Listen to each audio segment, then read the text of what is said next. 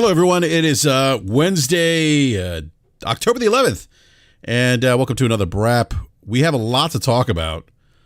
A lot of breaking news from yesterday. Some big news, actually, regarding PlayStation and some news, some potential maybe acquisition talk that could be coming down the pipeline from I would say a pretty big mega corporation. We'll talk about that here in just a sec. But I do want to give a big shout out to everyone in the live chat. Thank you, everyone, so much for tuning in tonight. Really appreciate it. Do me a favor, if you haven't done so already, hit that like button. And do me a favor, retweet the link. I'll drop a link here in the live chat.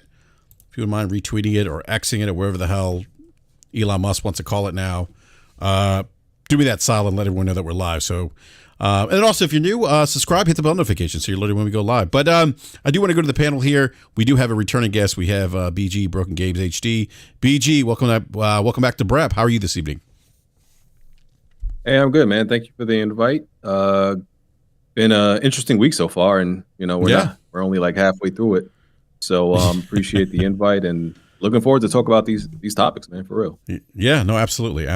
And we also have with us Game Logic, also known as the Architect. Maybe you should change your name to the Architect here on the show as well, Game Logic. Maybe, but I can't right now because I'm dying at the dude in chat who's comparing Microsoft's back taxes owed to the IRS to the $50 price increase for the PS5 digital. Hold on, what? I don't even know how to make that correlation or connection. I don't even get the connection. I apologize for picking on the chat right from jump, that just sent me as soon as I came in. I don't get that. How do we know either. how much Microsoft owes the IRS? What? Where does this information come from? I'm lost. How does someone make that? I'm confused here. I'm thoroughly confused. Let me see. I gotta pull up the live chat here. Who said this? Nick said IRS says Microsoft owes an additional $29 billion in back taxes, but Sony's the bad guy. Oh Jesus, Nick, look, man, we got to stop doing this, man. That is so ridiculous. Like that is like, to me, that is just chumming. That is reaching at the bottom of the barrel to try to make some kind of comparison. That's just, I frankly think it's irrelevant to the conversation. But we'll get to the PlayStation 5 here in just a second. Anyhow,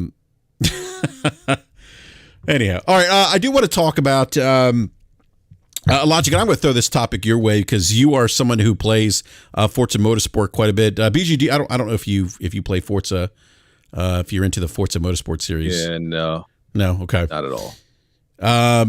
So Forza Motorsport's come out, Logic, and have you gotten any time? I know you last week you discussed or mentioned that that you were getting the early access to Forza Motorsport. Yeah, turns out I was full of poo-poo when I said that. I just some other things came up on my radar. I decided to dive into Cyberpunk 2077, which I haven't stepped foot in before.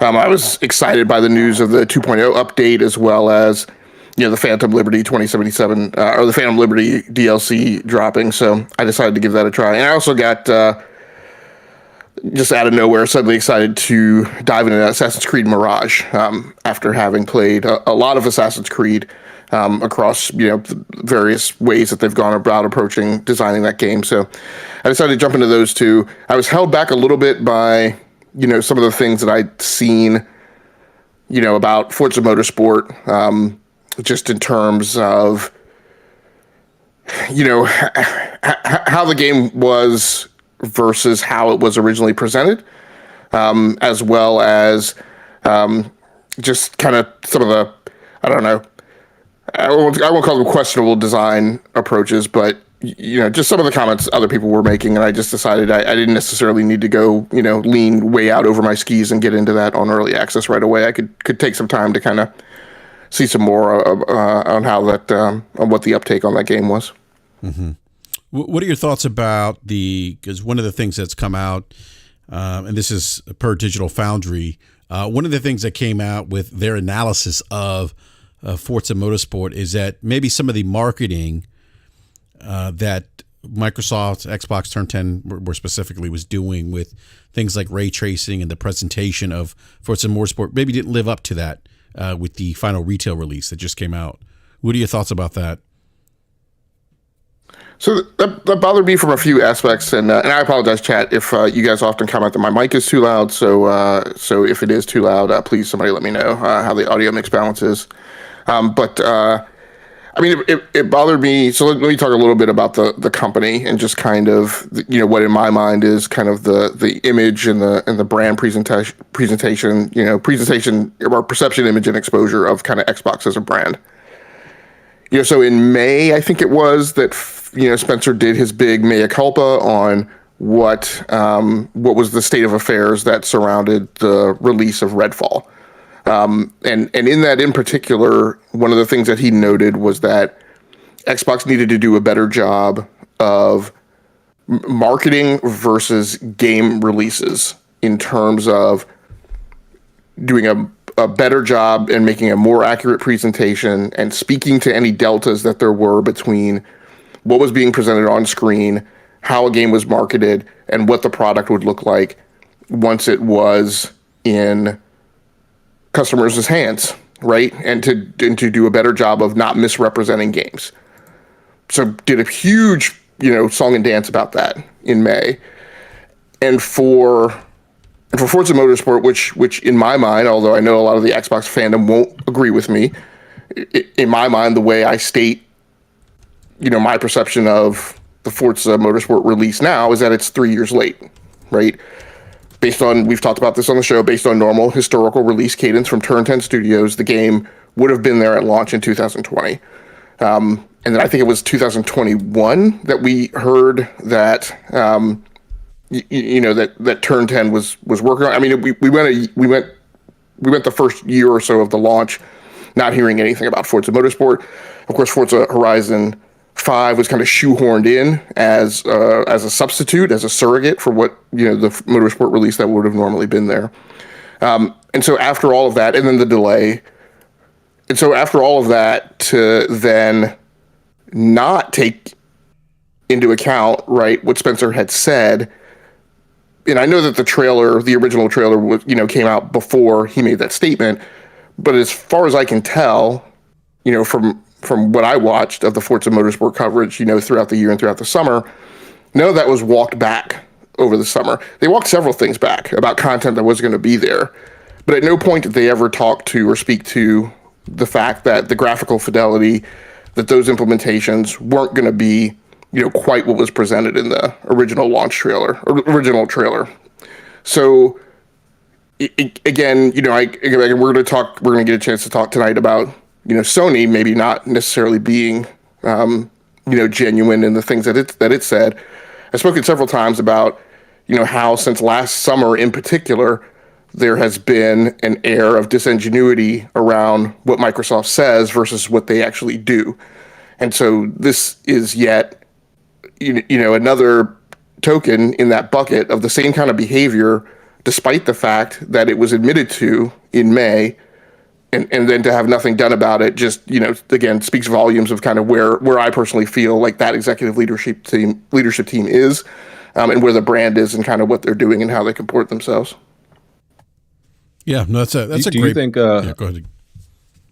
Yeah, like I don't play like Forza, like I said, but do you think it being like Forza being, I guess, rated like this, like they said it was the lowest rated Forza ever, almost? Does it have anything to do with like the fact that Forza Horizon is kind of like this golden child now? Like it started off as the spinoff, but it became the favored franchise, and kind of it kind of like I feel like erased the mainline series in the importance of it. It outsells it, it gets praised way more than it. Like it's just kind of made that almost irrelevant. Well, here's the thing that bugs me, right? From the perspective of somebody again who, intensely has intensely watched Microsoft, has become very familiar with their release cadence and production pipeline, has in the past liked a lot of things of the Xbox approach to gaming. You know, in the analog of Forza Motorsport is a lot of what Codemasters does with the Dirt series. So except it's not two separate studios. So in the Dirt series, they have gone to this release cadence where there is Dirt, which is the more simulation heavy type game. I'm sorry, Dirt. There's the Dirt Rally series, and then there's Dirt. And Dirt is the more kind of arcadey, mainstream, right, kind of game. And so for a while, there's been this TikTok release cadence of where, one comes out and then the other comes out. They bounce back and forth. And basically the Dirt Rally series, I think, will now become the WRC series, since they've gotten that license from, I think, Nacon or Crafton and Kart Studios. And so they have that similar kind of pattern. On the Microsoft side, Forza Motorsport has always, in Turn 10, has always been the lead studio, and then Playground Studios has taken that engine and done Forza Horizon. And so Forza Motorsport, to me, has always kind of been the flagship between those two properties. And Forza Horizon was always a derivative. But yeah, in recent years, particularly as I think they've actually, to give Playground Studios credit, I think they've poured a lot of effort into making Forza Horizon even more of a mainstream style game with a lot of activity and a lot of uptake in it that, gives you tons of content that skews away from kind of the hardcore, racing aspects of a simulation. And that kind of bothers me because I prefer the simulation style games.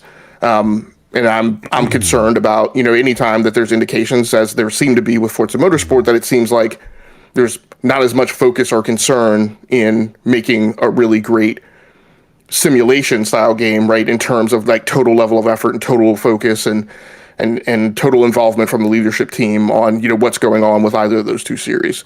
So that's a little problematic. I don't know that necessarily fed into, what's going on with Forza Motorsport. I don't necessarily know that particular factor led to, again, kind of the marketing and PR gaffes that I'm talking to. I think that, unfortunately, is just kind of becoming a generic, endemic Microsoft approach, right, to how they speak about their products, or Xbox approach to how they speak about their products. And again, as I've been saying since, June of 2022, that to me is problematic.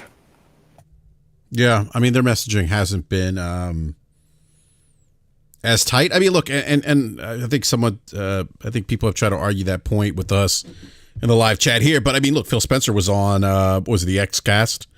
He talked about it. I mean, he was by his own admission. So we got to do a better job. This is my frustrating thing, right? People in the chat saying, whatever they're saying, but again, I go back to the things I constantly say, right, since I've been talking about this, is I didn't say that Microsoft did a bad job with, right, how they marketed their games and how they presented their games and the differences between when that game then put that at. Phil Spencer said that. Those aren't my words. That's what he said in the podcast that he went on with Kind of Funny right back in May in response to the Redfall gaffe. So again, don't be mad at me, be mad at Microsoft, right? And the fact that Microsoft said that Phil Spencer, the CEO of Xbox, said something in May and didn't actually act that way, right? He or his leadership team, in the distance between May and the release of Forza Motorsport, that's not a game logic problem, that's an Xbox problem. Yes, and again, by Phil's own admission. By Phil's own admission. I think people. I don't know why people tend to forget that point. It's an important point. But anyhow, no, I appreciate that feedback on Forza. Again, I'm not something I'm interested in, logic, but I thought Digital Foundry's assessment of Forza was interesting, and they even talked about some of the how the game was discussed prior to launch and some of the marketing that just really maybe didn't live up or didn't really end up being the final product, if you will, with that game. So yeah, and my last thing on it, because I know BG likes to hyper focus on. This is a compliment. Likes to hyper focus on. Well, so what? Like, what are the results? Well, the results, for the people in the chat who were saying, so what, is the results are for me, as somebody who's been a huge Forza Motorsport fan, since Motorsport, I don't know, 3, 4, who has always leaned forward and bought like the Ultimate Edition, right, at $100 or whatever they charge for the VIP pass, right, and all of the content. What I'm saying is, I'm a person who's leaned back and said, I'm fine doing a wait and see, right, on this and letting it have some soak time, and maybe getting in the pool later. So it's a damping effect, a chilling effect, right, for a consumer who normally leads forward and pre-orders this thing, right. And the question will be, do we see a similar effect, right, from the rest of the market? Mm-hmm. That's a great well said, Logic. All right, speaking of games, I do want to move on to another topic here. This is a PlayStation related topic. We have the PlayStation Plus catalog games for October of this year, 2023.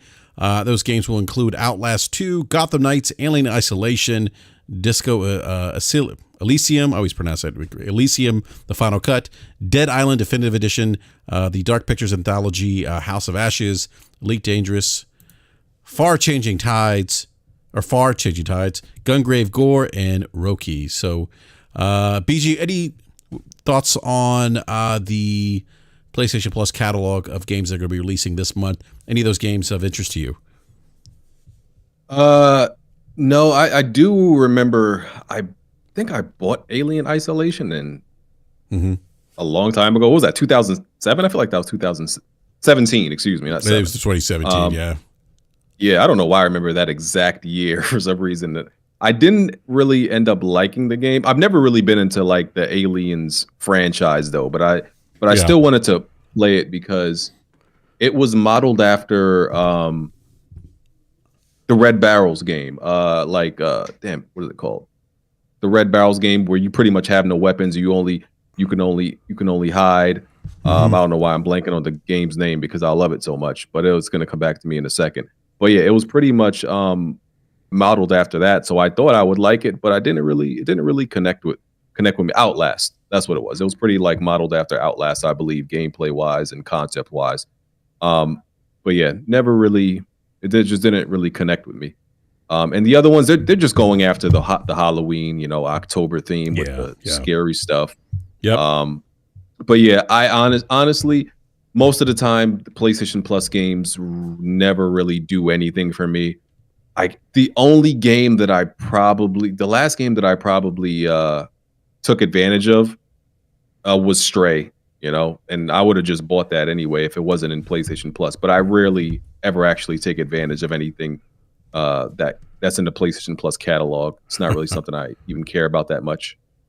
Yeah, PG, my challenge with utilizing the game catalog, and I'm on the high end tier because I was rolled into that because I at the time was subscribing to PlayStation Plus and PlayStation Now. But yeah, there are just so many games that are coming out or that have come out this year.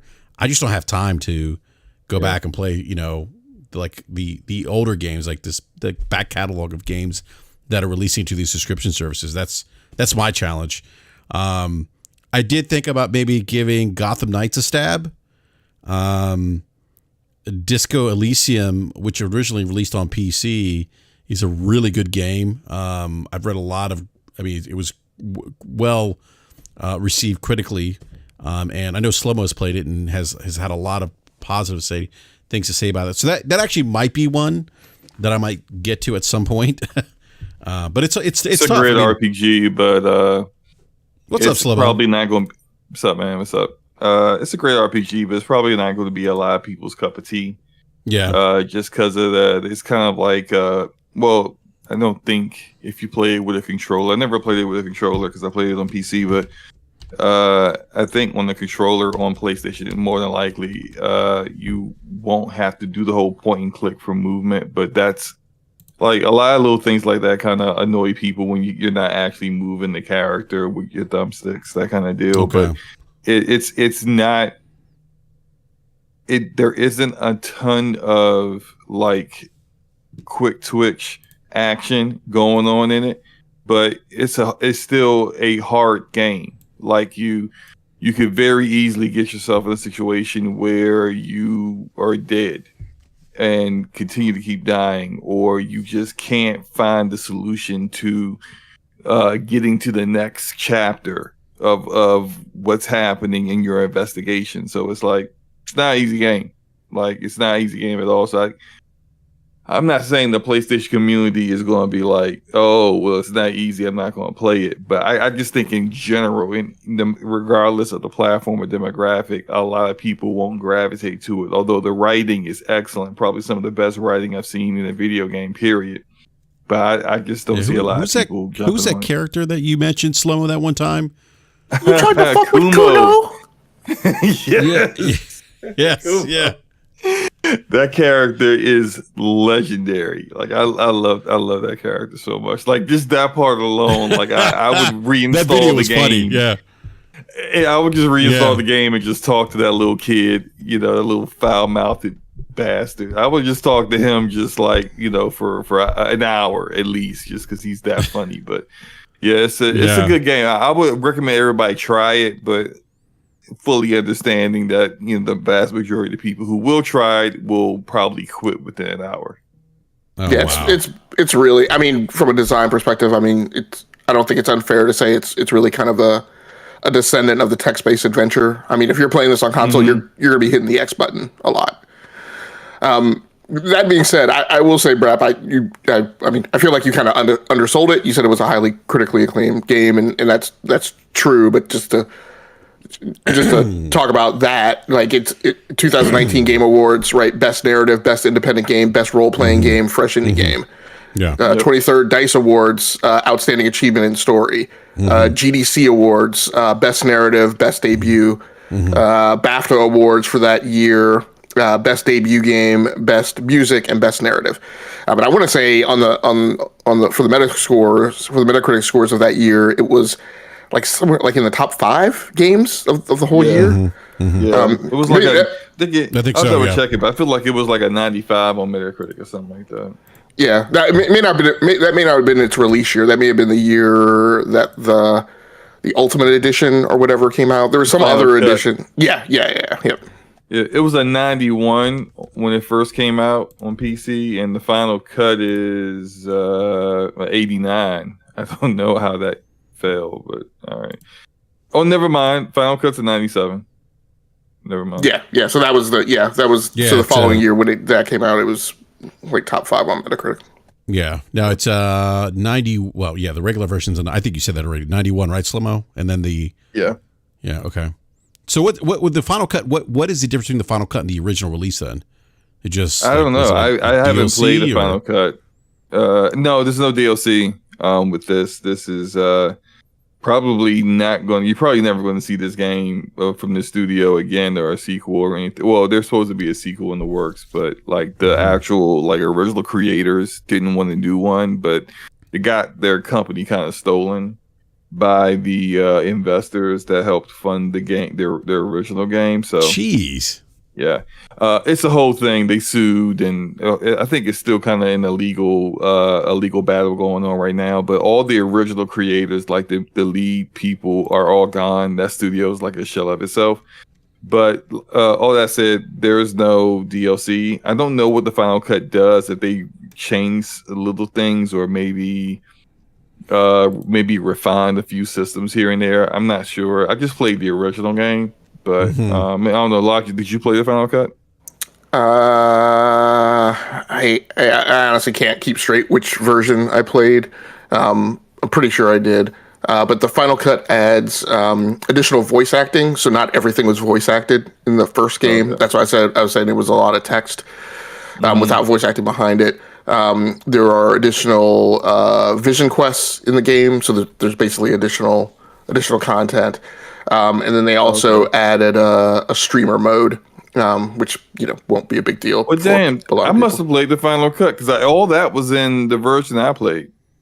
Okay. Yeah, I must have played the final cut. Didn't even realize it because I can't think of a single aspect of the game that wasn't voice acted. Like even like if you talk to just some random NPC on the street, there's voice acting for those people too. So like everything was voice acted when I played. So I guess I played the final cut. Let me double check my Steam. Yeah, and at some point I did play the final, because what it was is that if you had bought it on Steam, you got the Final Cut upgrade for free. Okay. Well, that explains it then. Yeah, because I don't see the Final Cut. I can see the game, but it is what it is. I put 40 hours in. Good grief. I did not realize I put that much time into it. But no, it's a really good game. I really recommend people give it a shot. Yeah. It had some graphical updates, which again, it's just, I mean, it had 4K 60 added, like for a game like this that isn't a lot of high speed movement. I don't know how much. It'll be a sharper picture, I guess.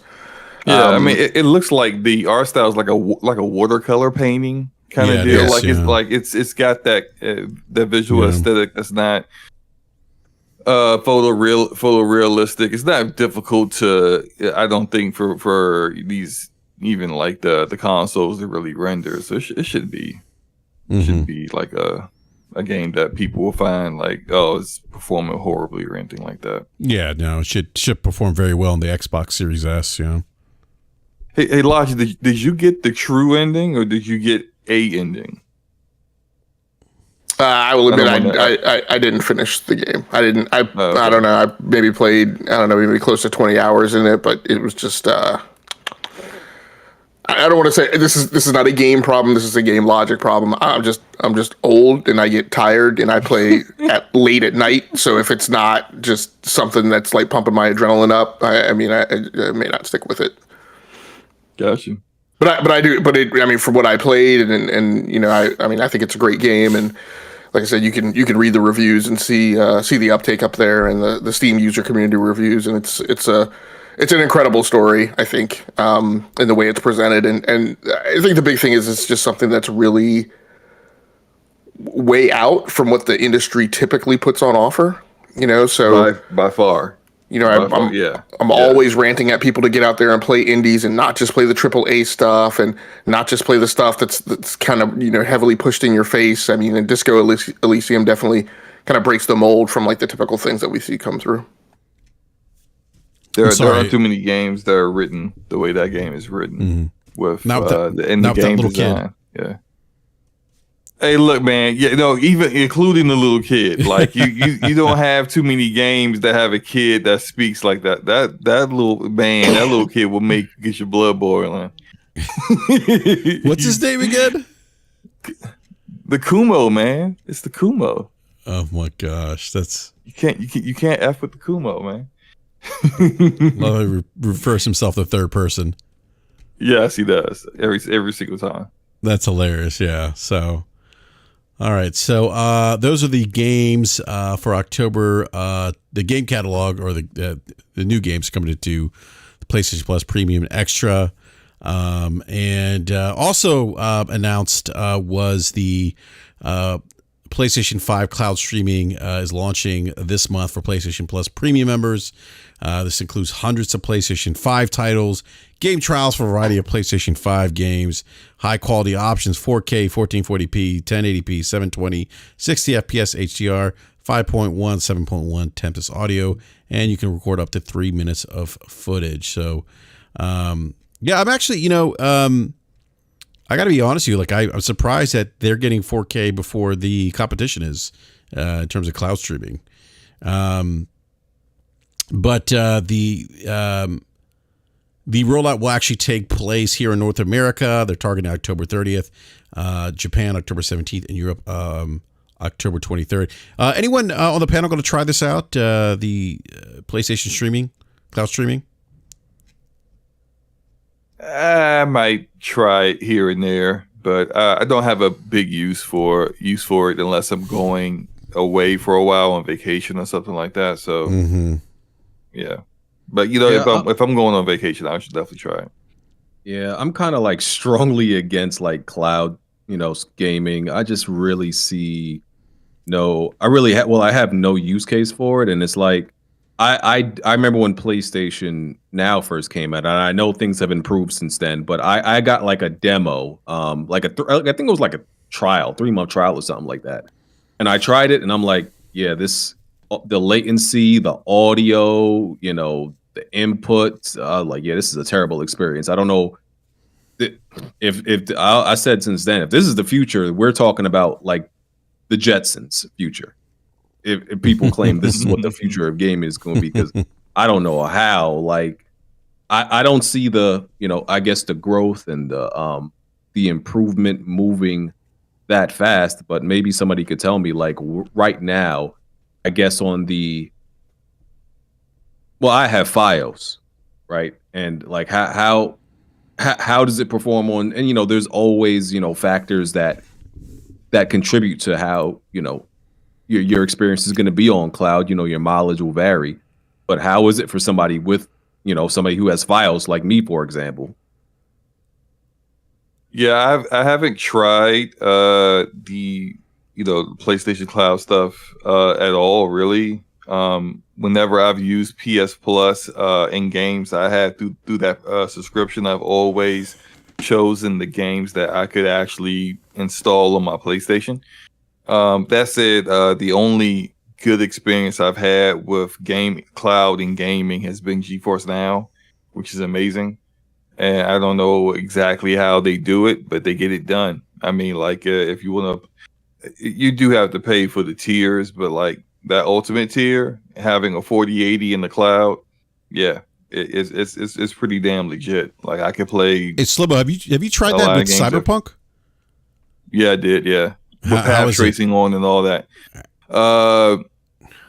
Looks great. So it looks great. Plays great. Very very little latency. Like really, it's just really good. Yeah. Oh, don't tell me that, because I made the comment that for me Cyberpunk 2077 is like the modern day version of Crysis. Like it's this game that will push the limitations of your PC build, and it is because CDPR is at the bleeding edge of technology and visual enhancements in gaming. It's like anytime there is something that is new that visually they're going to do in gaming, G4 like CD Projekt Red jumps on it. Outside of like stuff that like actually I was about to say outside of stuff that we see Unreal Engine doing, but they're switching to Unreal Engine. So fully expect when they come out with that next Witcher game that's going to be on Unreal Engine, it's going to be doing all the Lumen and the Nanite and all the other stuff that Epic has been bragging about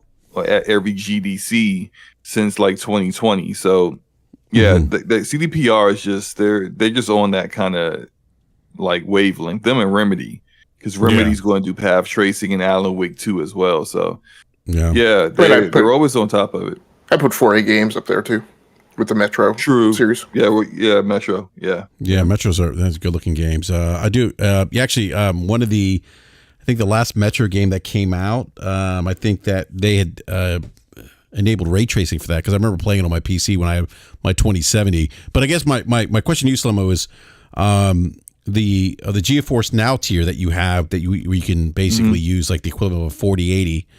And you're playing Cyberpunk 2077, you're enabled path tracing in that game via cloud.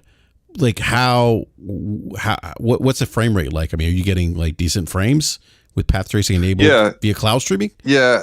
I mean, like the frames are so like you can pull up a frame rate counter and you can see the frames that you're getting in game, and then you can get your stream frames. So your stream frames are the frames that you're actually getting over the cloud, and then your actual in game, because it's literally like a 4080, like a rig out somewhere, that's actually running it.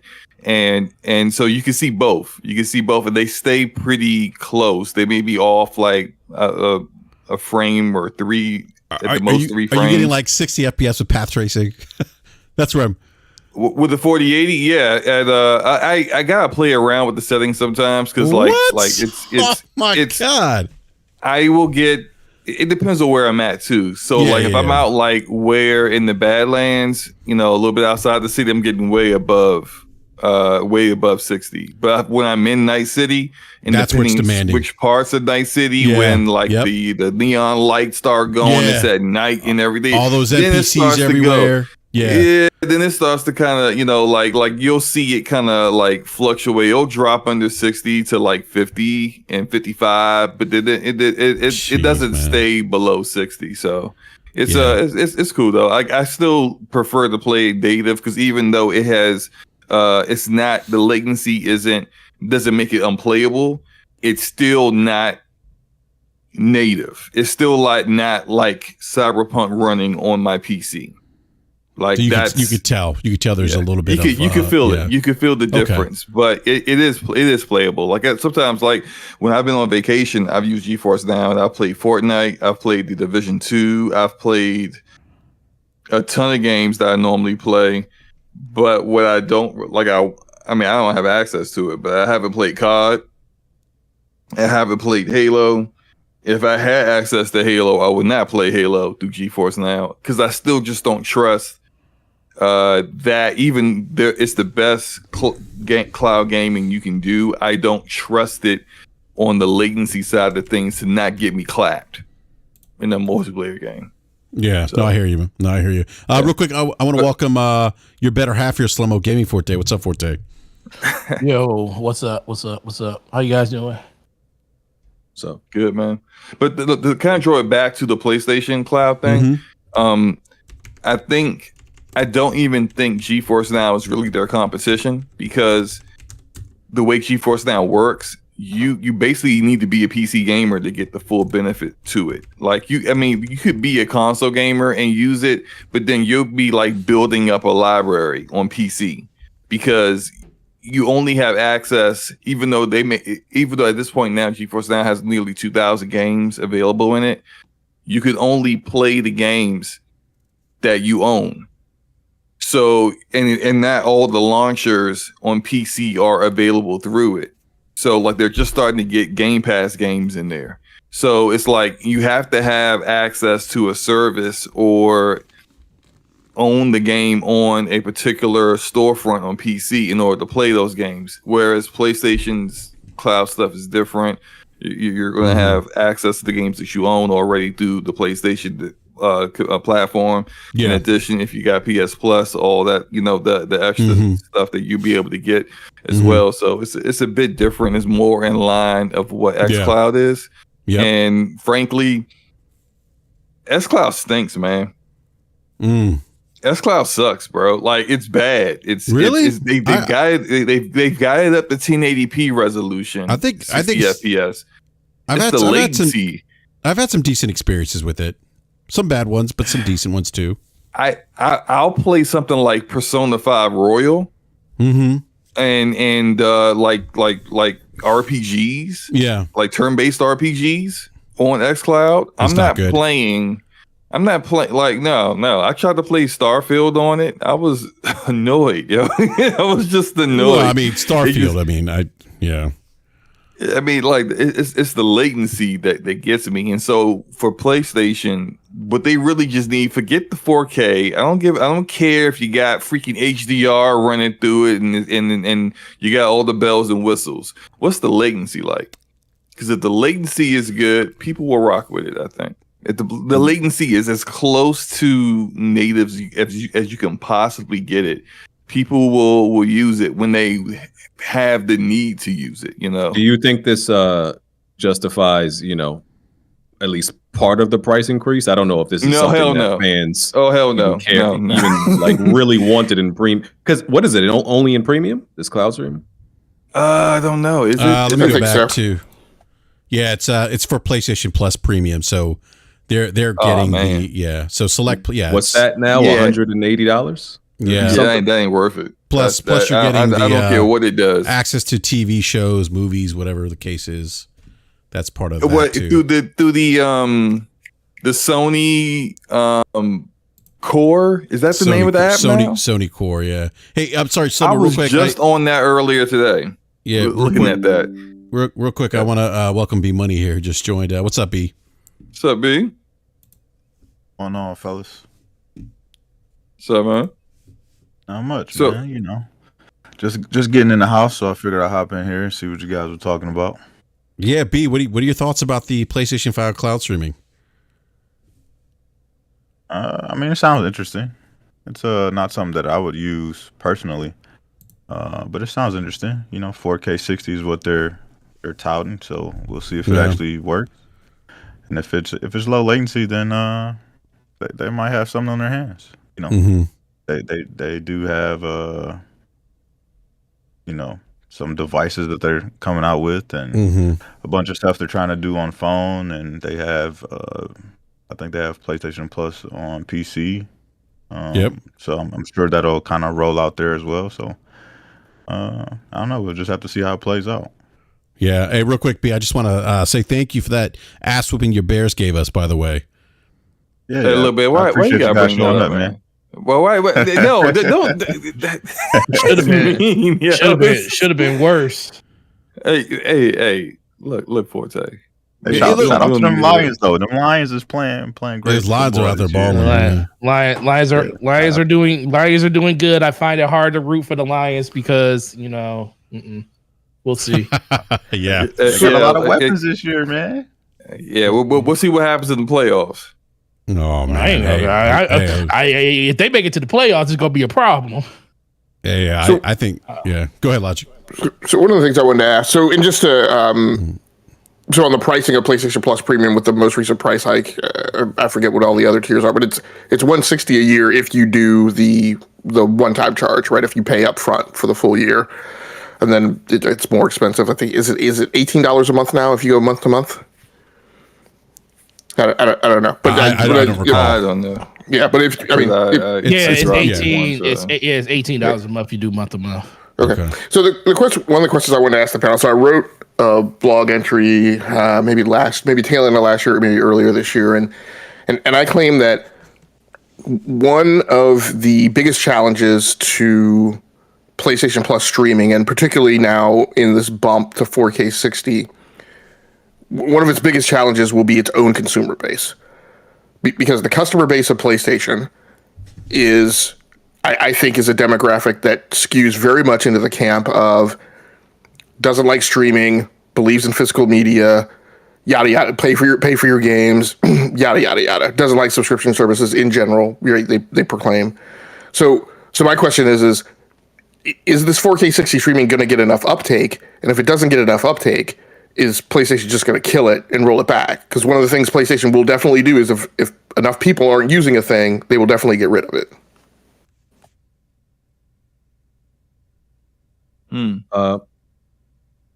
Well, my thing is it something that if people don't use it, what would really be the reason to remove it? Like, are they losing anything from just having it there? Well, I mean, it's costing them. I mean, they're not a cloud company. Like maintenance and service. I mean, they're paying cloud spend for it. So whatever service it's up on, which I probably believe is up on AWS, because that's where a lot of their stuff is. Because they probably do AWS. Yeah, because they didn't go back down the path with that Azure handshake that they gave to Microsoft, a few years ago, because of everything that started with the acquisitions. So most of their payloads still run on AWS, and that's what was architected and engineered to host all of the PlayStation 5 services. So that that's cloud spend that they're spending every month to host those workloads. Okay.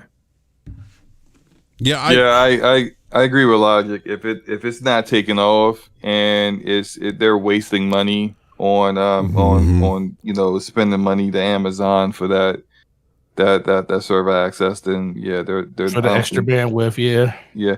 I don't think they'll do away with it completely, but I can see them dialing it back so that it's not costing them as much.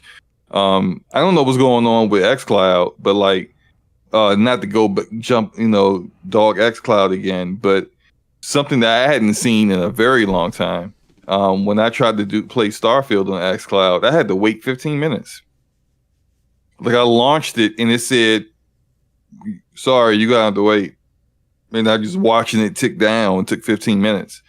And I've heard other people mention the same thing. So I don't know if xCloud is now popping like that, or if they have dialed back on xCloud, whichever. It's not as, hey, let me go launch this game, and then I just start playing.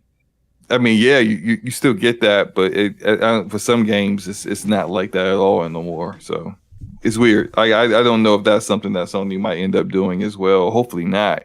Mm-hmm. But yeah, it's not always the way they market it to be. Yeah, well, we talked about their marketing earlier.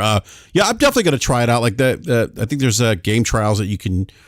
As I mentioned earlier, game trials are part of this too, and there's Hogwarts Legacy, which I'll try. Callisto Protocol might be another one I might try as well. So I'm gonna test it out, see how it works out. Mortal Kombat 11's on there. I might try that out too, just kind of see what it's like. Don't even do it to yourself. I've my kids have used the xCloud and place and like streaming like like old. That's like, because your kids smaller... know no better. Well, no, I mean for the kind of games they're playing, it works fine. Well, that's what I'm saying, but they know no better. Once you get a taste of consistently playing games the traditional way and not jumping back and forth, and it's no. The only time I ever launched the game through xCloud or any type of streaming service. They're playing like Paw Patrol, man. Like that game works fine. No, yeah. Well, I mean, and so that's what I'm saying. They don't care. They're playing like games. Like on physical games as well. So for them it's same thing. I think I've been a gamer long enough to know that that's not something I ever want to do. I think the only time I've ever booted up a game through stream. It's the future, Forte. Then that would be probably the end of the future of me playing games. Seriously. No, man, really? No, seriously. Why? At that point, I can find something else to do. It's just I don't ever see gaming. Put it this way, in my lifetime, I mean, when I still got a long way to go, I just don't see gaming getting to a point where it's that seamless where you won't notice it at all. It's I believe that too. I'm like, I'm not buying it, bro. Yeah, I just don't see that I just don't see that future anytime soon. Like people say, oh, next 10, 15, 20 years. I was like, dude, you telling me that infrastructures are going to get that robust and then the technology built around them are going to be that robust where it's instantaneous from server to host? I mean, you're talking instantaneous at that point, and I just don't. I don't see it. I don't see it. Slomo said that Nvidia's got a pretty good cloud setup. And guess what? And Slomo does not play like that when he's sitting at his home in front of his PC. He only does it when he's on the go and he has no option. Even when it comes to like the developer side of using the cloud to take off some of the burden, off of the actual machine, I still don't feel like we've seen that come to fruition. That's what I'm saying. It's just no. Where's that promise? People, bro, it pissed me off so much. People talk about all the cloud is gonna do. It's gonna. I remember a time they were saying, like, pretty much there would be no limitations because the cloud was going to handle all computations. I remember that. That wasn't even 10 years ago, bro. Exactly. And I'm not buying nothing. I mean, I hear what you guys are saying, but I guess I would also pitch that, first of all, there used to be a time that we didn't even talk about the cloud, right? Everything was on-prem. Oh, absolutely. Compute was only what you had in the box. We have smartphones now. On-prem. We have smartphones now, right? That they're equivalent of any computer that would have sat on your desktop, 15 years ago. And the other thing is we have quantum computing coming. Right, but the one thing I wouldn't say is, fortunately, I'm very surprised that that's your perspective. Given, me too. I don't want to call it. I don't want to say you prefer Xbox, but I mean, given your consideration for the Xbox platform and the fact that they have cohesive hybrid compute, right in their roadmap, and that's going to make all things possible through the cloud and make all of their community playing at parity. With no difference, right? Because they don't want the person on mobile and the person on cloud to be a second-class citizen when they're playing alongside in their large communities that drive high MAU, right? For the people who are also on consoles and PC. No, I agree with that, and I just think, but I got to be a realist too. I mean, as much as I like the vision, I like the focus that they're doing on it, because I have no problem with the focus and the vision. Because the focus and the vision isn't for gamers like me in the future. This is for people that have been growing up playing on tablets and mobile phones, and the ecosystem where they play at, it's conducive to this type of gaming and stuff. You know, they're not thinking. You're not thinking about us. That's what I'm saying. Well, that's what I'm saying. You got to kind of literally. Thanks for reminding me in my 40s, man. Thank you. Well, that's what I'm saying. That's what we have to remember. This isn't for these things that they're doing that is impacting the future of gaming is not for us. It is not for us. Yes. So absolutely. I have a question. I got a question for you, Logic, because you mentioned about quantum computing. I mean, is there? And I'm not totally like I'm one of you guys. Got to remember. You guys probably remember my. When people called me Lord 5G, remember that, and 5G and I remember. Yes, that's another 5G, conversation. 5G rotor sitting in your back pocket, man. Hold on, what'd you say, B? I said you was the Stadia king. I was a believer when I kept telling y'all stop believing in that nonsense. Him running around with the first Fugle. You were the first Fugle. Your first Fugle. The term Fugle started on BRAP. Because of Enrique, we had to give him a nickname. Yes, all that capping he was doing, and then he infected Mooch. But Logic, I mean, I'm not one to say that it's totally out of the realm of impossibility. I think maybe one day we may get there. Oh, it'll happen one day. Yeah. I'll say this, and as someone, I think I probably have the most time in cloud gaming out of everyone on the panel. And I've tried everything. Like GeForce Now, like you played at home, right? Not just I think Slomo said Forte said you only do it on vacation. I will play it at home when I want to see something graphically impressive. But it sounds good though. It does do good, but as I said before, it's not quite like the latency is good enough. It's not quite like native. It's still not quite there, and I still won't even though for some reason Rogue Company doesn't work, and I mean they have it there, but it doesn't work in GeForce Now. I probably wouldn't play Rogue Company on it, just because I wanted to try it, but I couldn't because it wasn't working for whatever reason. But I wouldn't if I'm going to go play a multiplayer game. I'm going to go play natively instead of that. And that's the very best. And I don't think that any other competing service is going to outdo NVIDIA in this arena. And the reason why is when NVIDIA is there, I think their technology is so far ahead of where everyone else is at this point that it's like everyone's just trying to catch up. But then when you look at just the infrastructure of our country, period, even with GeForce Now, you're burning through gigs of data. You're using, if you have a data cap, this is a non-starter. This entire conversation means nothing. Because you can't even get involved in this because you're gonna burn through your data cap in no time. And there's people out here. You need to have a minimum upload of I forget what they say. You need to have a minimum upload speed of 50 megabytes per second. If you don't have that, do not freaking bother.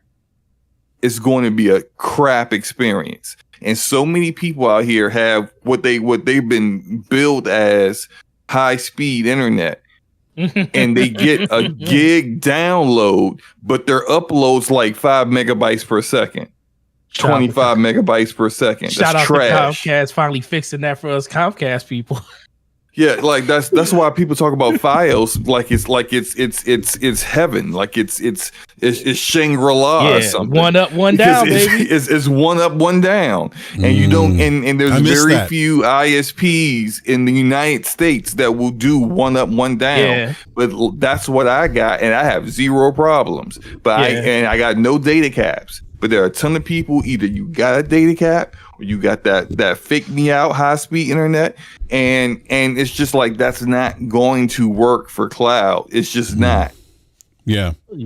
And so I admit it's going to take a while to get here. It's going to take longer than anybody will purport it's going to take, right? Mm-hmm. But again, I just point to things like I completely agree with you with where we are on the rollout of broadband. But we do have the administration just having committed $40 billion to additional broadband, which I don't think is just because, quite frankly, they're paying ISPs to do something that they already said that they were going to do that they didn't do, which is a rant that I often go on. But now there's money earmarked to help with the rollout of broadband across the country.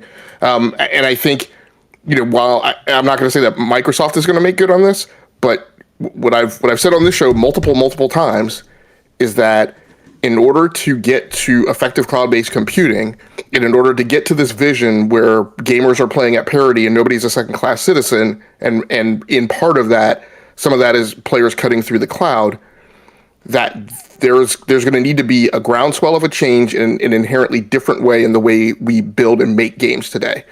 That games today are based on, again, what is on this Xbox cohesive hybrid compute slide. Right? What is the way hardware is built today is it's high performance silicon for targeted workloads, right? They want to give you a box that sits on your desk that does a thing. And that yields, right, the way we go about coding and programming, coding and delivering games.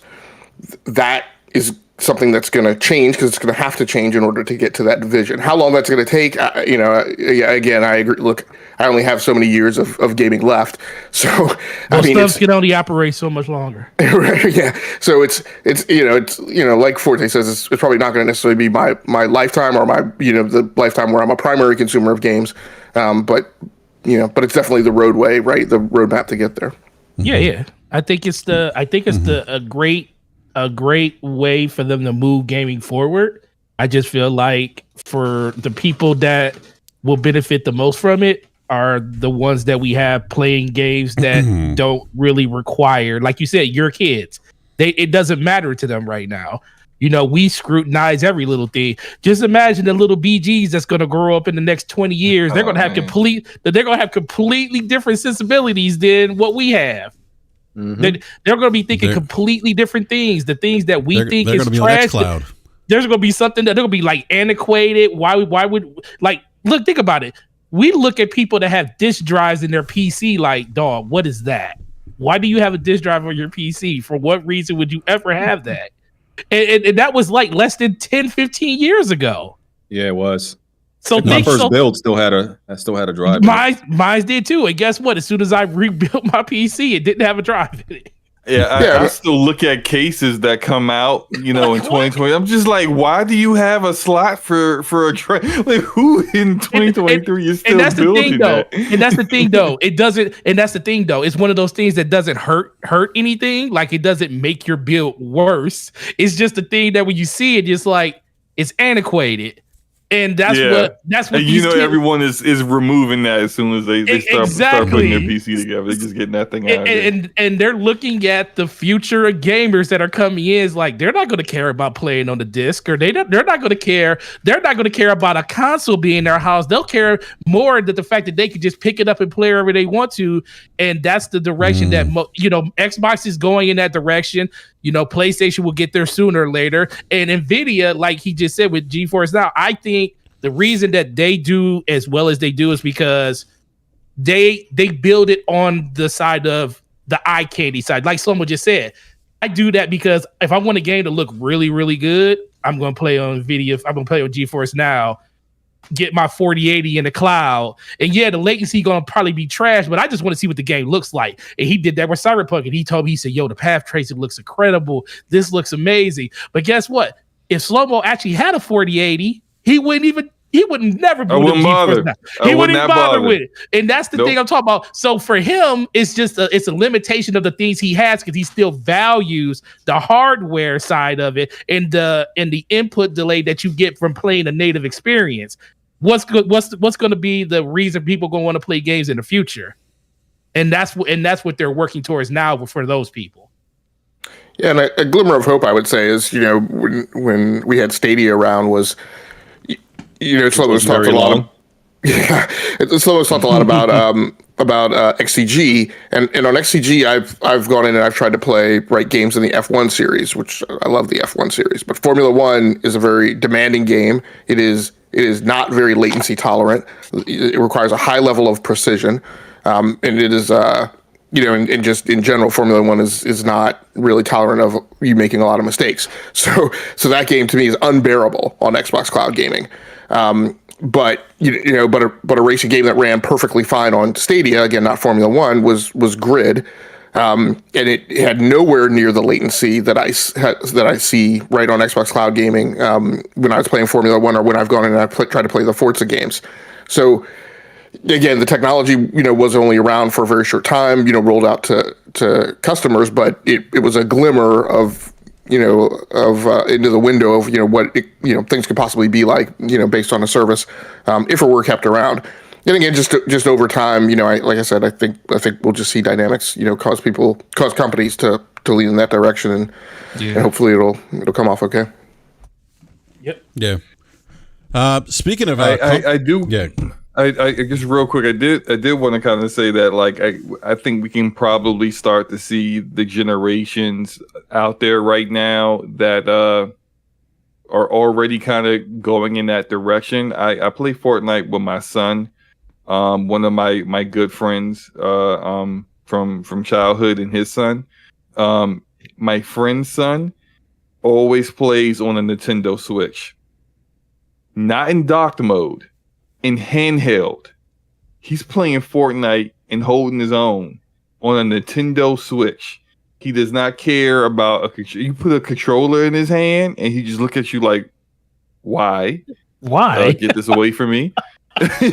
Like, he would play on a tablet or those trash Joy-Cons, and it's just like I couldn't do it. And me and my friend were like, yo, there's no way. I would just get bodied left and right if that was me. But he's doing fine. I think it's about comfort level and what they have grown up with. And you got these kids that, like, back in the day, we grew up with that little rectangular brick Nintendo controller in our hands. The Sega Genesis controllers, and so we got used to learning to play games and it be seamless. Not even looking, you using that controller. You get comfort, then you get your own kind of like what controller I like, what works for me, thumbsticks. That as advancements go on, these kids have been playing games for the entire life with no controllers. They've been playing Sonic on their parents' phone. There's no controller. So they've got a whole different mindset of like what is comfort for them in gaming. And so for them, dealing with, more latency, we're going to be the ones that's playing COD, and you're just like, I'm not playing COD on a cloud, but they're just like, yeah, I'll do it. They may get bodied, but they'll do it, So it's just, it's a different mindset. It's definitely our mindset is Xbox or PlayStation a better controller to play shooters on? Do you like inline or offset? That was our discussion over the course of the last 15 to 20 years. And that's the reason some people pick the consoles they pick. It's like, hey, I if they want to play a shooter, it's like, hey, I like offset or I like inline. These kids nowadays, like, what? Controller? Okay. Don't really need one. And they just play. A lot of kids are playing Minecraft or Roblox. They're all playing on their iPad. Yep. That's what they're doing. None of it matters. And the vast majority of COD players are on mobile now.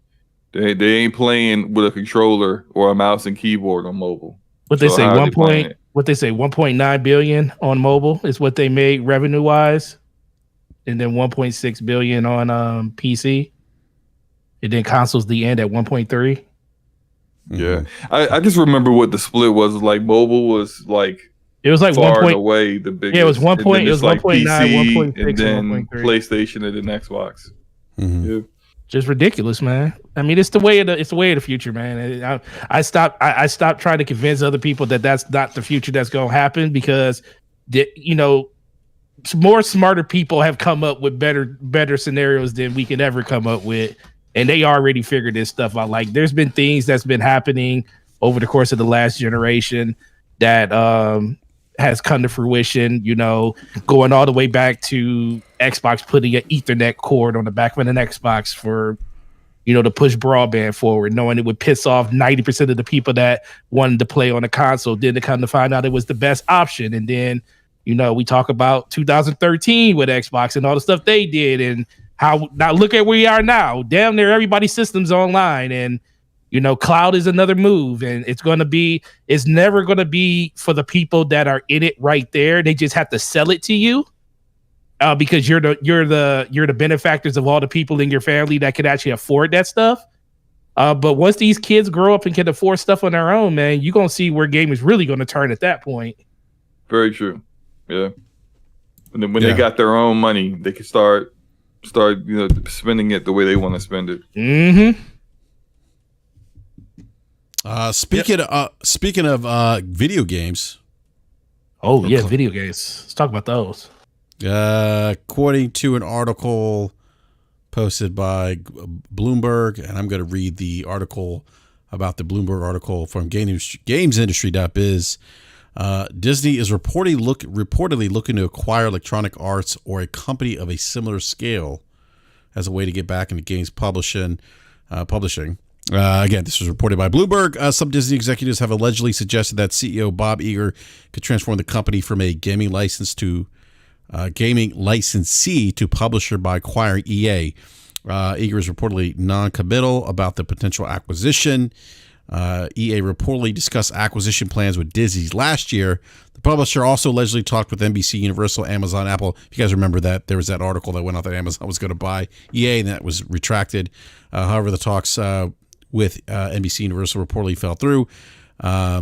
Disney does license out many of its IP to video games. Some of those games include the Star Wars game, Star Wars Jedi Survivor being the most recent, Lego Star Wars. They have Avatar Frontiers of Pandora coming out. Spider-Man 2, which will be coming out in 9 days. Star Wars Outlaws, and the Indiana Jones game, which is going to be exclusive on Xbox, which is being developed by Machine Games. So those are some of the games that they license out. In recent years, Disney has told GameIndustry.biz it's keen to work with studios of all sizes as it expands its presence in games, most recently emphasizing that no IP is off limits to indie developers as well. So, all right, I want to open this up to the panel here. Two things. Disney buying an EA would be that would be wow, right? But I do want to talk about some of the media responses I saw to this story, which are kind of interesting. I already know what you're gonna bring up. Go ahead. Oh yeah, I mean, look, man. Yeah, I want to go to BG first because BG. What do you think? Okay, let's say BG. Let's just say hypothetically Disney buys EA. What do you think the ramifications of that acquisition would be? And what are your thoughts about some of the journalists that are out here saying like, no, this would be bad for video games. This would be bad for gamers. Paul Tassi being one of them just wrote an article on Forbes that saying this wouldn't be a good acquisition. Ryan McCaffrey suggested as much as well on Twitter today. So what are your thoughts? I mean, I wouldn't trust, EA. I mean, trust Disney with EA. It's possible that they could let EA work independently, but I feel like they would want them to be like their little toy, manufacturer, where, listen, your job is to, make games for our IPs and churn them out. And I don't even feel like they would really care about the quality of them either, right? I feel like it would just be their little factory. That's what they would turn EA to. And regardless of what people have felt about EA, especially in the past, which I've always felt like, was highly exaggerated, voting them the worst company in America. I'm like, bro, there's no possible way a video game company could be the worst company in America. It's just not possible. They're not like putting children in sweatshops. You know what I'm saying? So that was always exaggerated. But I don't think that would be very, very good when Disney is having some trouble themselves with their own IPs, with shows and movies and all that stuff, and kind of lost a lot of their direction. As far as some media, like Ryan McCaffrey, and I actually, I like Ryan McCaffrey, and a lot of his, how he analyzes things and his takes and all that. But what I found strange was how like his knee-jerk reaction was that this would be bad. he's not wrong that it would be bad. I think most people would consider this to be a bad thing, but how quickly you landed at that being bad was what's so surprising. You didn't even have to think about it. Now, all acquisitions are not equal, right? Just because there are acquisitions that are bad for the industry and bad for the consumers, and there are some that could be good, and that could be with any company. There are companies, it depends on the company buying them and the studio they're buying, what makes it good or bad and how it affects us. So it's not like this just blanket thing where, acquisition's bad or acquisition's good, or acquisition's bad or acquisition's good, depending on who's doing it. But as far as I know, he was pretty much very pro the ABK deal. And I don't know if he really had any criticism for it. I don't know. Maybe he did. My thing with Bethesda, I always thought that was a good deal. I thought that should have happened. With the ABK deal, I was like, I don't really know if this is making, because like I said, my stance is always the purpose of the acquisition should be to make the one being acquired a better studio. I believe that's going to happen with Bethesda under Microsoft. I don't necessarily believe that with ABK under Microsoft. I don't necessarily think things are going to get worse. I just think it's going to stay the same. So I didn't really see any purpose in it other than serving, Game Pass, which some people think is a justifiable reason that, their game's in the subscription service. That's arguable. If that's the only thing, only positive thing that you can argue that comes from it, to me, that's not a justifiable reason. But yeah, just how quickly he jumped to that was I think the strange part for me. Yeah. Yeah, and I want to read Ryan's. I'm sorry, BG, being interrupted. No, I'm done. Okay. Ryan McCaffrey's tweet. He said this would be awful for gamers because we basically lived in this reality from 2013 to 2023 when EA had a 10-year exclusivity window on Star Wars games. There were almost as many games canceled as released. Disney's current model licensing its IP to great devs everywhere is the way. So that was his. I have a thought on that. Mm-hmm. So what he said is not inaccurate, but there is additional context that's missing there. And now, what the way Lucasfilm Games, Disney, Marvel Studios, wherever you want to Marvel Gaming, however they're doing it now, is preferable because you got way more studios with talent capable of making games from your IP than just what EA had in EA's wheelhouse. Like, Massive Entertainment is now doing Star Wars Outlaws that looks awesome. They're doing a game that when EA had their license exclusively, they would have canceled that because it was a single player game. That said, if CEO Andrew Wilson of EA was very candid about the contract they had with Disney on Star Wars, mostly probably because it predated him, so it didn't hurt him to speak candidly about EA signing a deal that wasn't very good. But essentially, they didn't make a lot of money on those Star Wars games. And so if it didn't have a long financial tail, which means like it wasn't monetized to the point where it's like a live service game, or there's some way of them getting kind of loot boxes out of the gamer over a long period of time, i.e. not a single player game, they weren't really keen to go and approve that. Like BioWare multiple times tried to do a Knights of the Old Republic remake, and both times they attempted it with a prototype back then when everything was Star Wars was under EA. EA said no, because you're doing a remake of a single player game and we're not making a ton of money off of this. And so like, if that's a different dynamic, if Disney owns them, then they're not worried about, oh, well, shoot, we canceled all these single player games because we're looking at the numbers and thinking we're not going to make a ton of money off of it. That's different when you're owned by Disney. If Disney wants single player games, then you're going to make those single player games. So it's like, it's just the additional context that like what basically shows that if in this scenario, if they actually bought EA, it wouldn't be the same as it was for last generation. That's it. I mean, I don't even know why we do this whole it's going to be bad for gaming thing when it's like none of us know what Disney's going to do if they own EA. None of us know if they're going to say, hey, now that we have our own publisher, we're going to not allow anyone else to do any other properties going forward. We don't know that.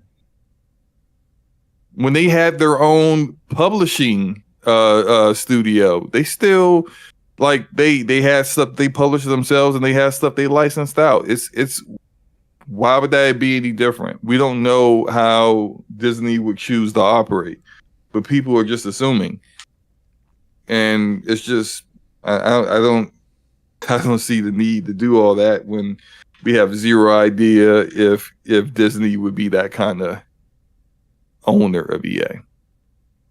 Do you trust them? Like, would you trust them? We don't know for sure, but I wouldn't be very confident in it. Disney, when I look at the way Disney handles their IP, level of quality, shaky. Tons of content, probably a whole lot. There'll be a lot of content coming out. When you look at how they've handled, and of course, this is like not in the video game really arena, but like in other media, Star Wars, the MCU. It has been the machine. They get the machine going, and they're hitting you with all kinds of content over and over. So like you would get all kinds of Disney IP out there. It won't be what Ryan said, where you're barely getting any Star Wars games. Or you're gonna be sick of Star Wars at that point. Like it's going to be different, but level of quality, I don't know.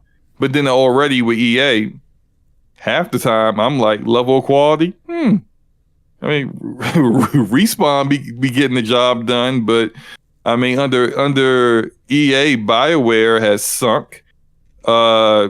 You get games that are like hit or miss, like Immortals of Avium.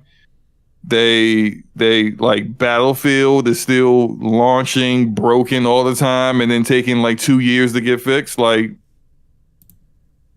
are they really gonna make them worse? I don't think so. But I mean, we'll see. I do.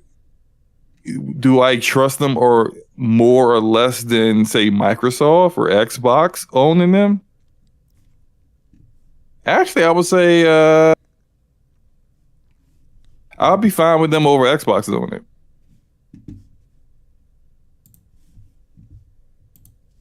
Yeah, for me, I mean, I agree with you, Slow-Mo. I think, if they were to own EA, I don't think they would stop licensing out their other IP to, worthy enough teams to produce content for them. Yeah. But I also think this isn't just about like Marvel and Star Wars. You know what I mean? We also have to remember that Disney owns ESPN. What are EA's biggest games? They're all sports games. Yeah, Madden. Yeah. Madden, FIFA. You know what I mean? So when you incorporate the ESPN license into those games, you can make them bigger than ever. And EA makes their most money off of all the microtransactions from those games. You'll actually get a basketball game out of them if they did that. Yeah.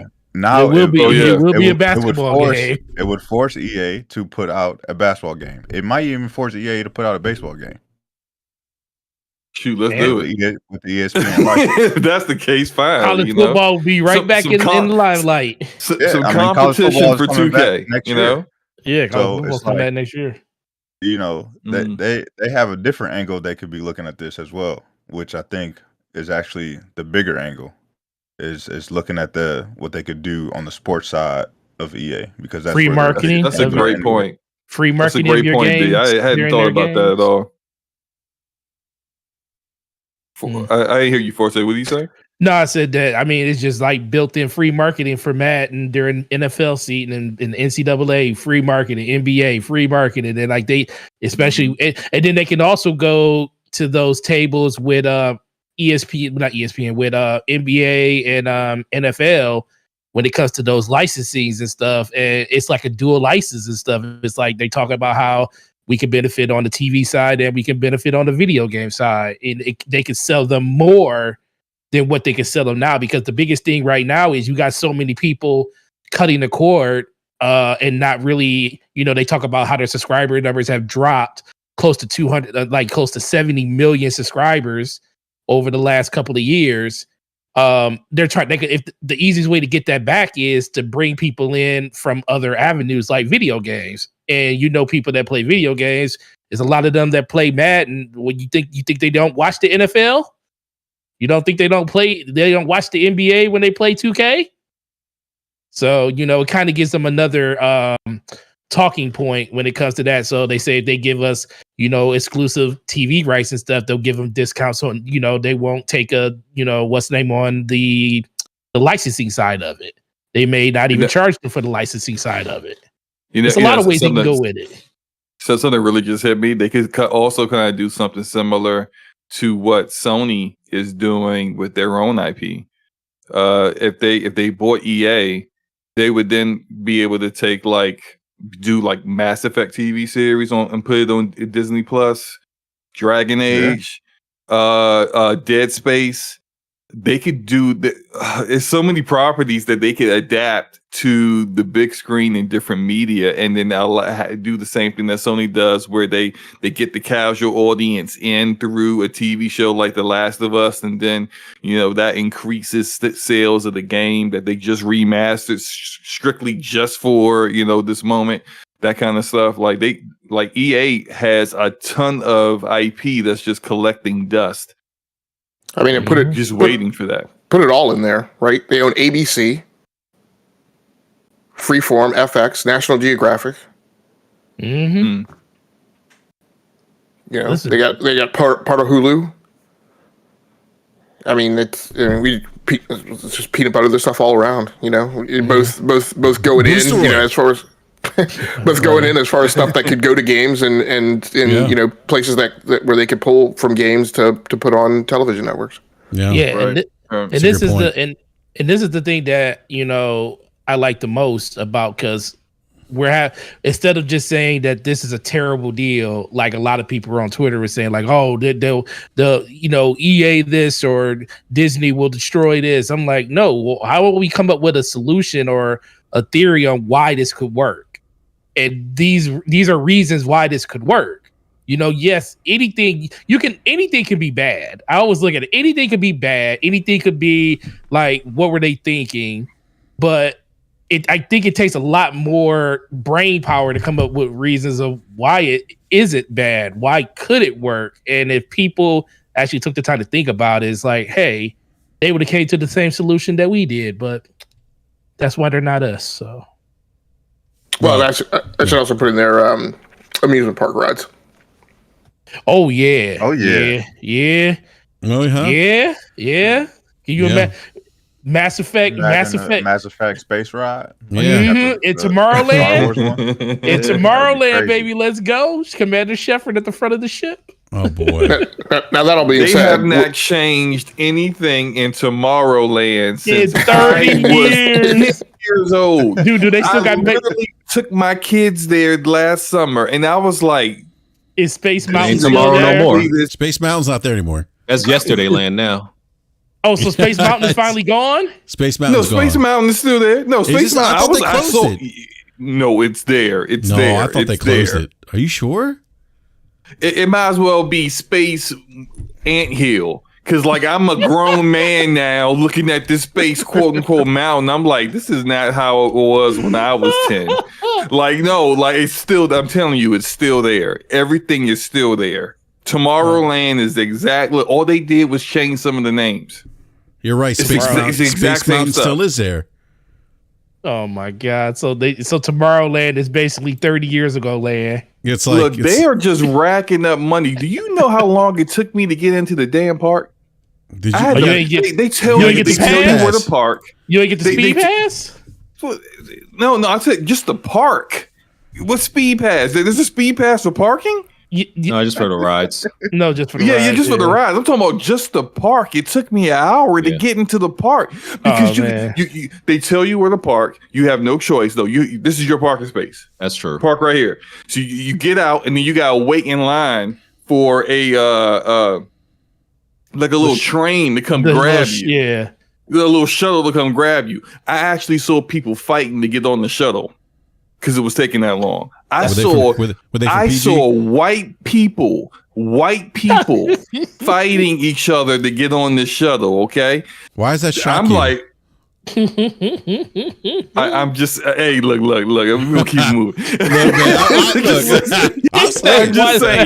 I'm just saying, like it's not just us, right? So just like it was. So we ride. You finally get on the shuttle. Now you've been here for 30 minutes. Then you gotta wait in line to get on the train, the little metro. I forgot what it's called, the monorail. The monorail, yeah. You gotta get on the monorail. To the park. Guess what? It took me an hour to get to the park. Guess what, Slomo? That sounds like a person that drove to Disneyland and didn't stay on the resort. Look, the people that stay on the resort is overpaid. Yo, I know. I know people who stay in a resort. The resort's a cash grab. Yeah, I know the resort's a cash grab, but the resort's how you get into the.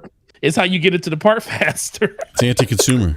Hey, we're not going to the park from the resort. We're not going to talk about people not being allowed to pay to get to the head of the line on the show. That's anti-consumer logic. That is anti-consumer. Hey, logic doesn't wait in lines. Hey, you know what, man? Let me tell you, man. I don't disagree with you, Logic. I went to Hershey Park. I was like, I'm not waiting in line. This is ridiculous. Best decision I ever made. Best decision. Speed pass, baby. Yeah, definitely speed pass is the way to go. It. Look, I think for me, the one thing that really kind of, and I kind of agree with BG said about Ryan and Paul Tassi, and I kind of, tongue in cheek said, oh, now it's okay for now it's not okay for mega corporations to buy publishers. You know what, Brad? I want to ask you something. Yes, go ahead. Is it really? But the last thing on that, is it really a speed pass when everybody has it though? Neutralized. Yeah. Yes, it still is. Because exactly. Well, no. He's got a great point. No, it still is. No, it still is because you're not waiting 3 hours. No, wait. I didn't see moments where the speed pass line was longer than the regular line. Well, then you go to the regular line. No. Disney World, they let too many people in. And I was saying this to my wife. They let too many people. That's why the speed pass. You're an elitist now. Oh man! Hell yeah! Keep some of these people out. It's still COVID going on. Why you letting all these people in here, man? Get they don't belong there. Okay. Only Slomo belongs there. Okay. Slomo and his kids. I would love that. That would be great. I would love. Like, I'm trying to feed my kids food everywhere we go. Every food area is packed full of people. There's nowhere to sit. There's people sitting on the ground, on the dirty ground, eating food like they're in a refugee camp. It's Disney World. Hey, man. Welcome to Florida, Slomo. Listen, I had to listen to Slomo when he was in the room after that day. He was just complaining about how people are it's like, I just can't stand people. It's just people everywhere for no reason. If I could have just stayed at our Airbnb with the heated pool in the backyard, I would have did that my entire week there. Now, you would have been good. And yes, I'd have been good. That would have been my vacation. But no, I had to go with the wife and kids. They want to go here. They want to go there. All the dirty, nasty people everywhere. I mean, I'm not saying Florida is all dirty and nasty, but y'all know what I mean. And it's just, I couldn't take it. I freaking had to save a woman's life in Disney World. Some woman stood up, passed out because of the heat. I'm like throwing water on her and hitting her with my little water fan until the nurses show up. Like what a hero. What a hero! Like, yeah, I try. It's just like I'm how just how come I've never heard this story before about you saving You women's didn't hear life? it? No, I literally was tweeting about it as it was happening. I was just like, yo, I'm literally spraying water on this woman who is dying right now. Where are the EMTs? They took forever to get there. You want to know why? Because Disney World's overcrowded. Took them 10 minutes to show up to save this woman's life. Oh my God, man! Well, too many people in the park, man. That's what it's. Too many people in the park. EMTs couldn't get to. Good thing you were there, Slimmo. But they gotta shut it down, man. They gotta be like, hey, look, because it's like after 10 a.m. and can't nobody else come in, man. Yeah, y'all come tomorrow or something. Sorry, y'all already paid your money. I don't understand how that park, how Disney be broke. How people say they broke, but they could do these massive firework displays every night at. The fireworks displays are ridiculous. Yeah, I was like, dude, every time I go there, I'm like, dude, this is every night. How much literally y'all every night? paying fireworks? Yeah, no, every night. You're not Magic wrong. Kingdom be on fire, bro. That castle is like the focal point. Yeah, and and they're not short either. They're like 15, 20 minutes long. Yeah, they're decent fireworks. Yeah, they're good though. But, all right, we gotta get back on topic though. So to go back to Forte's original thing of how about not being so negative, and we shouldn't just assume that it's going to be bad, and let's put our minds to work and come up with ideas about how it should be good. Let me just say, this is a bad deal. It's not good for gaming, and it's not my job to justify or figure out why a multi-billion-dollar company like Disney, why it's a good idea and what they're going to do to make good for gaming in acquisition of EA. Logic, would this fall under enshittification? Absolutely. That's it's continuing to roll down the hill of enshittification and choke point capitalism. That's why I'm like, why are like guys like Paul Tassi, Ryan McCaffrey, why are they okay with one mega corporation buying a publisher, but not okay with another mega corporation buying another publisher? Like it's and those guys are hypocrites. Ryan McCaffrey has me blocked because I called him out for the disappointment that he is and what his journalistic integrity used to be, and then coming out of his mouth saying things like, taxpayers' money at work during the trial and the hearings, and then saying, the 4K 60 for Starfield, this is just proof that it's fake concern. The guy's a shill. IGN's a joke. Their editorial staff has gone way downhill and is a huge representation of just how bad gaming journalism has gotten since 2000. Yeah, Ramon Terrell says, good for you, Game Logic, for calling him out. Yeah, look, for calling him out on that. Look, I was like, wait a minute, like, you guys seriously aren't doing this. And I thought it came across a little bit hypocritical because, again, we had, and I think you remember this Forte with Colin. I think one of the things that Colin Moratti brought up with the acquisition of ABK by Microsoft is like, why do you want to give the company, this big mega corporation, more power, who in the last 20 years really hasn't done a great job in the gaming space? Did he say they've been in third place consistently? I forget what exact words Forte. I don't want to put words in Colin's mouth, but he kind of alluded to. No, he did say about third place. Yeah, I think that's a fair point. And again, I joked around in the BRAP DO. I said, just put on Boosteroid and sign 10-year deals, and then Ryan and company will be okay with it. But I think, look, I said this about the ABK deal. This just opens Pandora's box. And this, consolidation's not good. We've had tons of people here in the chat, come through the chat, big YouTube, Twitter accounts, whatever. Consolidation doesn't exist. It's not a problem. I don't think it's going to turn out the way you think it's going to turn out. And as I'm ranting, let me circle back and also say, first of all, I think this whole thing being covered by the game journalism media is BS anyway. It's just because some two freaking middle managers suggested that Disney should think about buying EA. As we've covered before, corporations do this all of the time. There are people who are dedicated within the fiscal year business cycle to look at potential acquisitions. This is nothing but, as far as we know, nothing but a glimmer in somebody's eye and something that got pitched or suggested at a meeting or in a drive-by. We have no indications right now of any tangible evidence that this is like a serious acquisition consideration or effort by Disney. That all being said, consolidation's not good. We see more and more and mounting indications of a sliding down the hill towards consolidation.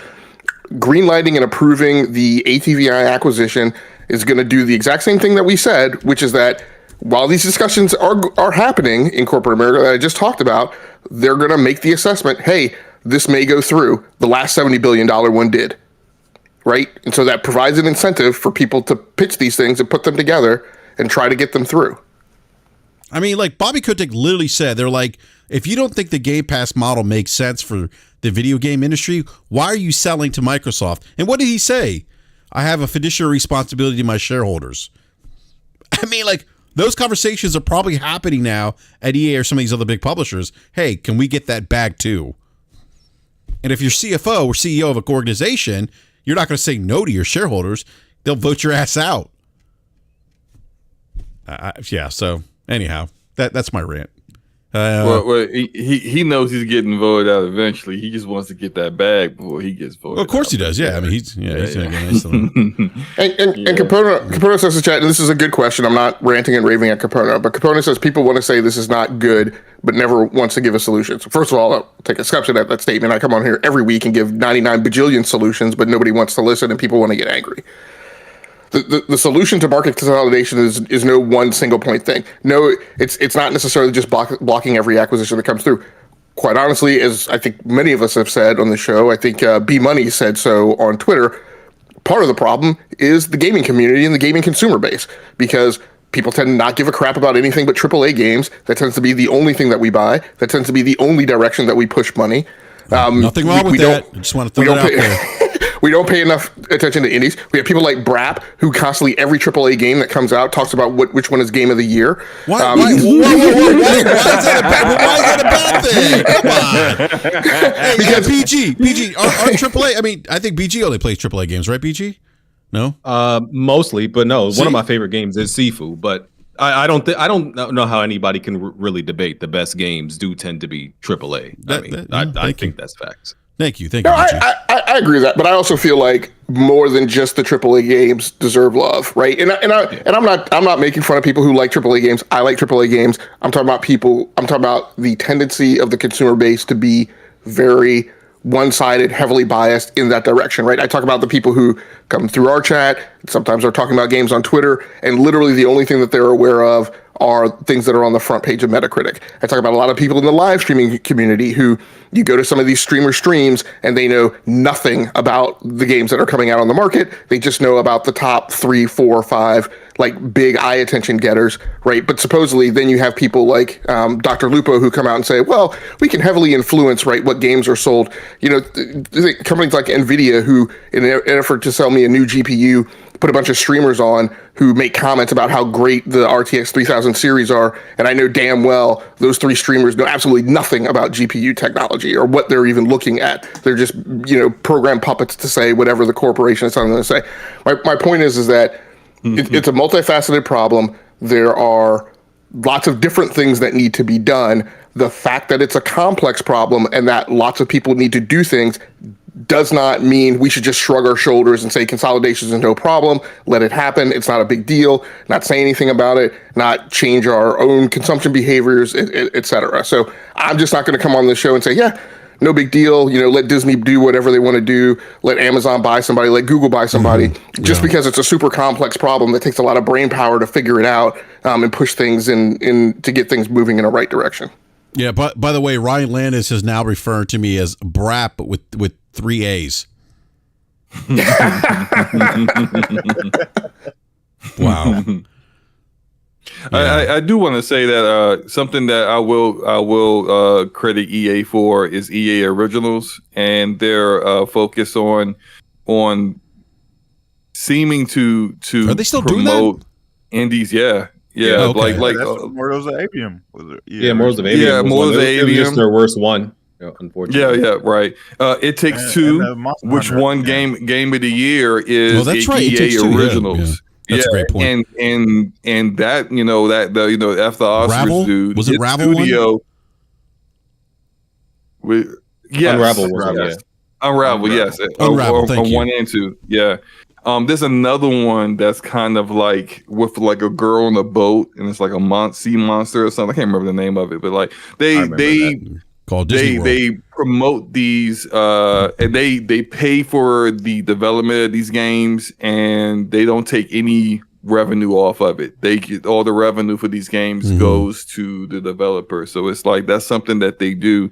Which I mean, I'm sorry, like if you're getting like these guys that are just like paying hundreds of dollars for Ultimate Team cards every year for Madden, then like I guess you got extra money to just give for stuff like that. But it's good that they do that, and I think that probably will continue a lot more if Disney acquired them, because then they can actually fund that a little bit better. If they, I mean, so first of all, the game you mentioned was Sea of Solitude. I mean, given Disney's approach, that's it. Given Disney's approach to fiscal maturity and fiscal responsibility, do you think that would continue, or do you think you could see that strangled and you could see them saying, "Hey, that doesn't move the needle profit-wise. You need to take that money and funnel it towards, make it an NCAA football game, or like you guys said, right? Standing up an NBA basketball video game team or whatever." Well, I think a lot of the reason why EA does that is because it doesn't cost a lot to fund those games. But maybe Immortals of Avium probably cost a whole lot more because of all the mocap, the big name actors that are in it. There's a ton of cutscenes in the game. That probably cost a whole lot more than, say, Sea of Solitude or It Takes Two. Those are much smaller budget games. But again, that kind of goes back to what we were saying before about we really don't know how Disney would handle EA. Would they be super hands on? Where they're just like, yeah, cut all that little fundraising bullshit y'all doing. I mean, that looked great, right? We don't give a shit. We don't care.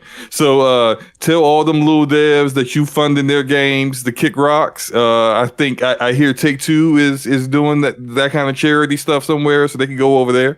And we're gonna go take all that money that we're using and we're gonna fund that over here for the next NBA Live or something. I mean, they could definitely go that route. It's just that we don't know. But I guess if this turns out to actually happen, I guess we'll have to see.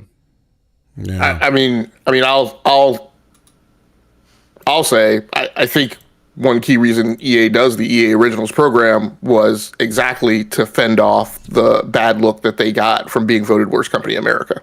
Because that was going on at roughly around the same time that they started up the EA Originals program. True. Yeah.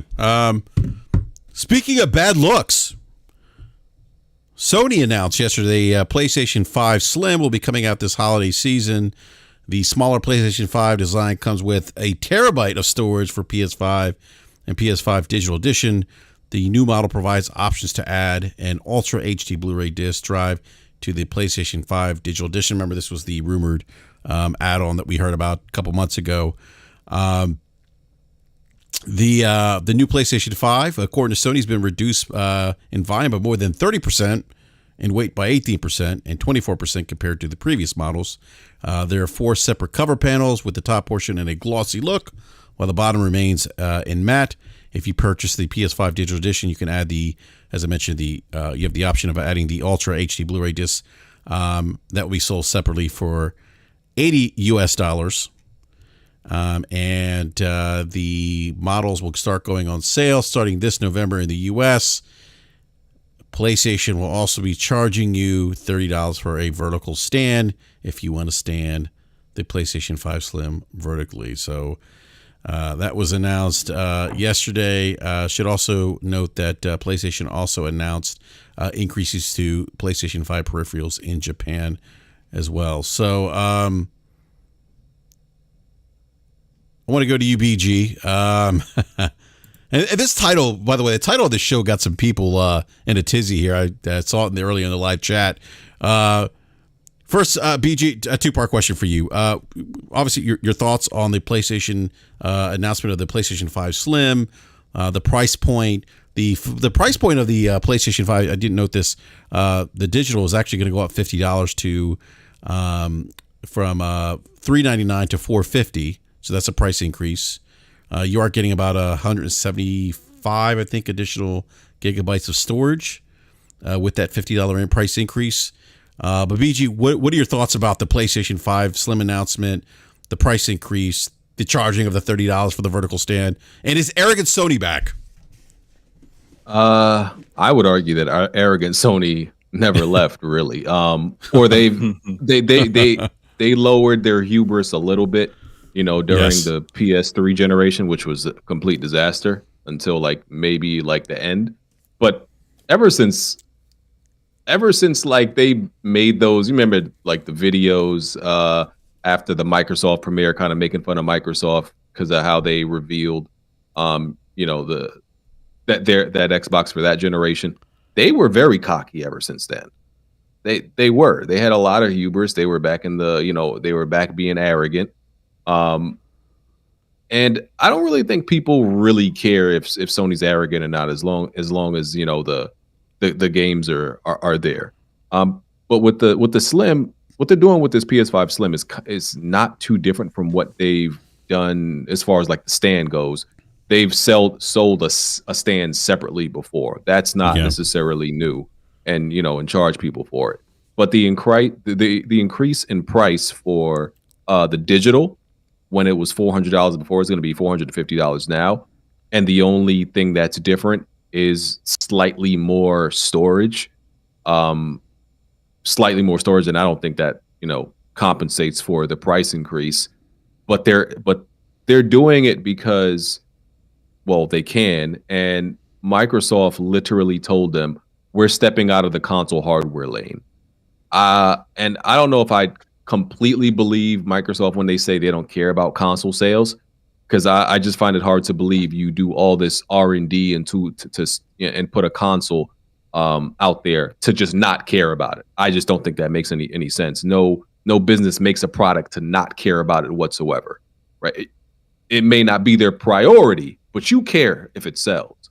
But them saying that is essentially saying you're telling a company who sold the most home consoles in history, because that's the one thing. If Sony's going to do one thing, and if there's one thing they're good at, it's selling home consoles. So that's the company you're telling, we don't want to compete with you, and we don't care about selling consoles anymore. And Sony is just going to, that's a green light. That's an open invite. Sony's like, oh, really? All right, let's step right in and just do whatever the hell we want. We're just gonna step right in this lane because there's no one impeding us, and we're just going to go crazy and do anything and call all the shots. And I think it's pretty blatant. I don't think PlayStation is hiding it. Price increases everywhere, in different territories. They're not they don't seem scared to do it at all. PlayStation Plus, $180, $30 increases on certain tiers. I think they just have no fear. And honestly, kind of why would they? Because they're outpacing the PS4 now. In a generation where people could hardly get a PS5, to go from you're barely selling any consoles because of restraints to outpacing the PS4, which is their biggest success. Yeah, what are we fearing? And I'm not saying it's good. I think they do need pushback. They definitely need some pushback in the hardware space. But yeah, it's clear why they're acting this way. And people bring up a lot that hardware isn't the most lucrative part, right? It's a software, and that's absolutely true. But selling more hardware does typically lead to selling more software, and I don't think selling software is necessarily an issue for them either. So no, it's not. I do think they need something to kind of rein them back in a little bit. But yeah, because they're just doing whatever the hell they want, and it does seem a little bit Apple-ish with covers are $50, the vertical stand, that's $30. You want to buy the disc the disk drive later, okay, we're going to tax you for that. We're going to punish you, because that's essentially what they're doing. We're going to punish you for buying our cheaper console, because what we really want you to do is buy the more expensive one up front. But we're going to give you this option, and we're going to tax you just in case you buy the disk drive later, because the disk drive is going to be like $70, $80. And then it's going to be then the console and the disk drive is going to be more than if you just bought the physical edition in the first place. Yeah. So that's crazy. Yeah. Well, one thing I want to add to quick, BG, I recognize that they've sold stands before, vertical stands. They did it with the PlayStation 2, and I get that. For me, the part that feels slimy to me about that is that the current SKUs, that's included. Now they're taking that away, and they're charging you for it. Like, that just, as a consumer, that just bothers me. But I want to open up here to the panel quickly. If Eddie, I don't care if I don't know, Forte, Slow-Mo, or B Money, or Logic, whoever you guys want to chime in, please go ahead. I just want to say, do not buy that vertical stand. Instead, come to Slow-Mo Backslap for the back stand, the Slow-Mo back stand. I got a vertical. I don't know how printer. that sounds. Hold on. I got a digital printer. I will make the same vertical stand and sell it for half the price, $15 a pop. Come over here. It's the Slow-Mo back stand. Okay? Slow-Mo pause, crazy man. name. That name is crazy. The Slow-Mo I'm just saying. Look. Everyone say pause, by the way, Slow-Mo. Look. Yeah, y'all can pause all y'all want. I'm trying to make some money out here, man. We hustling, baby. Look, I'm just saying that saying the $30 is ridiculous. That is way overpriced. It's costing them about $5 to make that. Come over here. I'm gonna take care of y'all.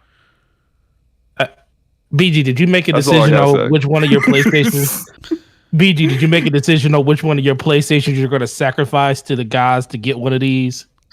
No, because it's like, I don't know what if any make any sense, because I have two PS5, so I'm like, I might as well just sell one just to have a new model for whatever reason. But I'm like, what even makes sense? Sell the physical or the digital to buy the hybrid, or just, I don't know what makes sense. It's neither sir. I'll answer for you. Neither makes sense. The only reason you're going to do this is because you're a content creator.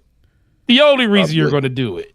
Because I really want a Pro. I do really just want a Pro. That's what I'm saying. And this is on the heels of and they haven't announced it yet, so good on them. But these rumors of this Pro is like right around the corner, so you're going to go out and spend this money. The only thing for me with this was the $40, the $50 more. It's like, I'm like, okay, I understand the math of it. You're not gonna charge $400 and then have a drive that you buy and it's going to be $480. People are going to be like, well, that's the cheaper option to go. So they got to kind of okie dokie somehow. So they're going to do it like BG said. They're going to say, we're going to penalize you if you want to get the cheaper version and you change your mind later. Here's a disk drive for you, but guess what? You go spend $80 for it. And we all know that's an accessory, so they're going to make way more. And that's the thing. They're going to make way more profit off that drive than they would have made on the PlayStation by itself. Like that PlayStation 5, when they sell it to you in that bundle with the drive, they're probably only making 5 to 10% profit off that thing, if that. When they sell that drive, when they sell that drive is completely separate. They're going to make probably 40, maybe $30 to $40 off that drive by itself. Maybe more than that, probably $50, $60 off of it, because they're selling it as an accessory and it's going to be more profit for them. And it's completely different when they sell it in a bundle together. So I get it. It's understandable. It's just like, they're selling. It's literally Apple. I can't believe it. They're taking stuff out the box. Oh, it's very Apple-esque, yeah. But my whole thing, I was talking to Slow-Mo, because when I called Slow-Mo when I first saw it, I was like, Slow-Mo, they literally raised the price by $50, and then they took the stand out of the box. And he was like, well, there's a stand in there. I was like, well, and he said, well, no, it's the vertical stand you got to buy separately. And a lot of people kept saying, well, there's still a stand in the box. I say, listen and read what they said. Take them at face value. We always try to tell people, when companies tell you something, believe them. They said that thing is a horizontal stand. That thing is not going to stand your system up. No, so you think they took away the verticality? Oh, they took the verticality. Okay. No, that thing's gone. No, it's gone. Okay. Literally, I was talking to. So I say, listen, how cheap would it have been for them to put a gyro on your PlayStation 5 on the motherboard itself to basically run data? You know, because they can use it for future systems and stuff. They say, how many people actually stand their system up versus lay it down? They have that data probably based off of people that's online because they probably have a gyro on your motherboard that reads what direction it goes in. That's probably like a 20-cent part that they put on your system that nobody knows is there. And they made the decision like, hey, most people stand their system up. So let's get them the other one. And if they want to stand it up, we're going to charge you $30 for it. Because guess what? That's the one that people are going to buy the most of the time. That's just my 10 point outside of it. But for the most part, it's just weird because they're really making moves like a company that just, like you said, this is the new SKU, by the way. This is going to be the new SKU for real quick. And they're getting now this, and this is the thing. They're not getting. And this is the thing. It wouldn't be that bad if they weren't getting rid of the original SKUs, but they are. Those things, once they're phased out, they're gone. So you're stuck with whatever they have now in the future if you don't already have one. So I just find it real hard, like, because I really was looking at this like, oh, I actually like the way it looked. I kind of think I want to get one. And yeah, the 175 gigs really doesn't matter to me. I mean, I just delete games. You know, it doesn't matter at all. But the $50, well, they can't wait for them old stocks to run out. Then they can't wait. Yeah, they can't wait because that's all you're gonna have is this. What were you about to say? I heard B. I think B was going to chime in. Yeah, go ahead, B. BRAP, I gotta go though, but I appreciate the invite, fellas. Yeah, no, absolutely, BG. Y'all later. All right, man. Thank you for coming on. Man. I appreciate it. All right, BG. Appreciate you, BG. Have a good night, man. Right. Yep. See you, BG. Right, good night. Go ahead, B Money. I think you were about to chime in. No, I was just saying, you know, they're making moves like a business of today. Yes, they are. This is what all the businesses of today do. So they're following the blueprint. They've always had a vertical stand outside of the box. Regardless of them having a PS2 with the PS2 standing up on the box, there's no stand in the box. PS3 is standing up on the box, no stand in the box. PS4 standing up on the box with the stand, no stand in the box. You know what I mean? So they're just going back to what they've been doing, which is, you know, nickel and diming the consumer. And guess what? It works every time. Sure does. People are going to go and buy the stand. People are going to buy the digital console, and then they're going to say, oh, I want the drive. And they're going to buy the drive. And they already have the number one. PlayStation, we got to remember, PlayStation did not have a Pro controller before, right? Mm-hmm. Everybody was beating down PlayStation's door saying, where's our Pro controller? Where's our Pro controller? When they released one, what happened? Number one accessory of the year at $200. Sold out. So they just, you know, moving like a business. If they before they know that lining up their take the vertical stand out the box. If they want to stand it up, hey, $30. Or just stand it up. Or just stand the system up because the system won't fall over. Y'all don't want to buy the $100 headset anymore? Y'all want to buy this $200 headset? We got we got that for you too. Slow mo. The $250 headset. We got that too. Yeah, that's slow mo. Yeah, $200 headset. Yep, slow mo. That's him all day. Slow-mo's part of the problem. Hey, I feel really attacked here right now. There's a level. I did not look. They got that $200 headset is $100 off on direct PlayStation right now, and I did not buy it. Yes, it is. How is it $130? Is that a good headset? The H7. Yeah. I don't know. I looked at some reviews. It's pretty good. I think my Steel series are probably at the same level of quality. So I decided not to get it. No, we're talking about the earbuds, Slow-mo, not the headphones, the earbuds. Oh yeah, I'm an earbuds whore. So yeah. $200 I'm buying the earbuds. buying I'm those buying earbuds. earbuds. Yeah, he admits it. Just He admits like, it. any car manufacturer, there's something for each level of consumer. Yeah, that's true. You could have the Chevy Aveo. You could go get you a Chevy Trailblazer. Nobody wants the Go Aveo. get you a Chevy Tahoe. Nobody wants the Trailblazer. You know what I mean? Like, you know what I mean? So there's a level entry for each level of consumer, and whether you want the $100 headset or the $300 headset, hey, there's an option for you, and you can jump in. And they just have an ecosystem that's welcoming to anybody who wants to jump in there. You know what? Think my problem.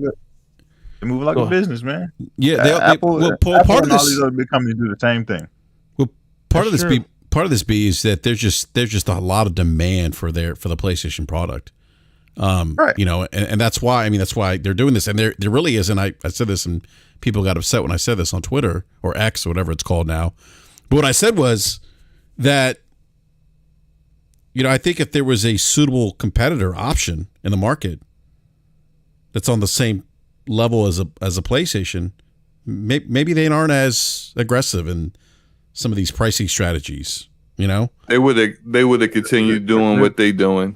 I think whether go ahead, B. Go ahead. There's one sitting across the fence. They wear green jackets and they wave green flags. But you know what I told you many times before on the show? Nobody gives a fuck. I agree about that. Nobody cares.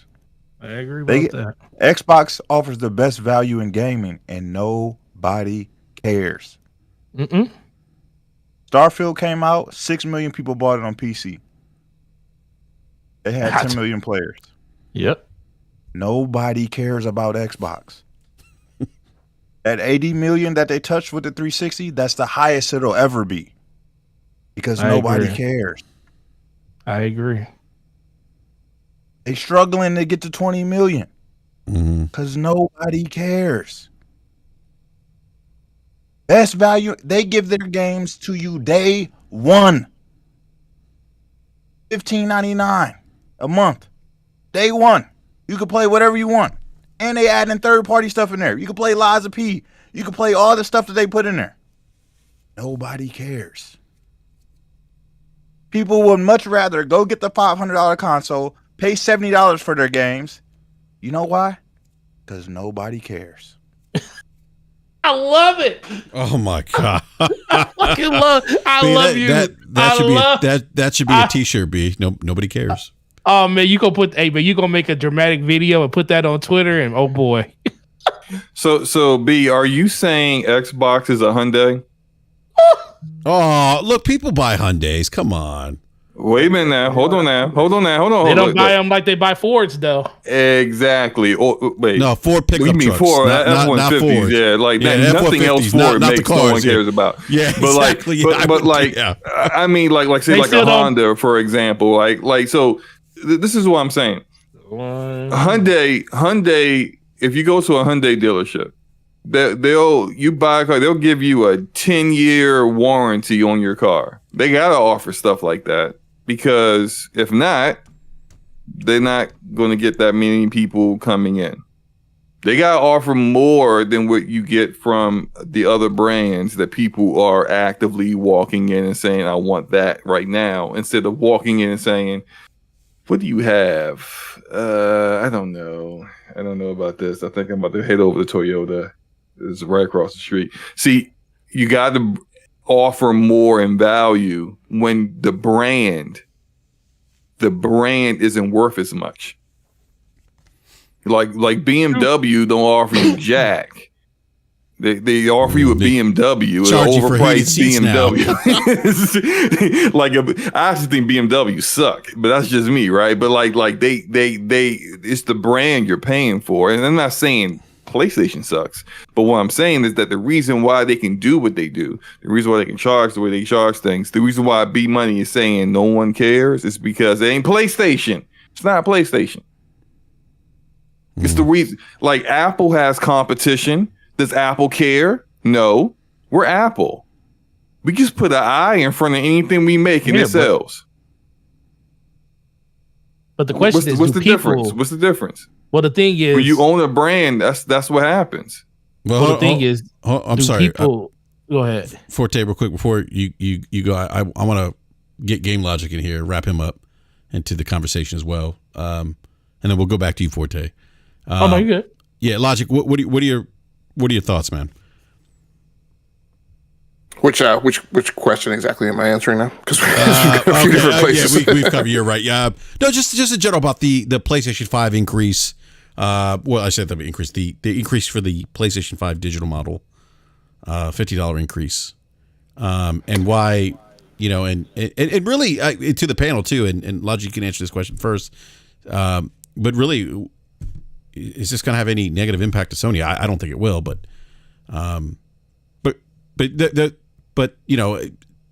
also, like, is it?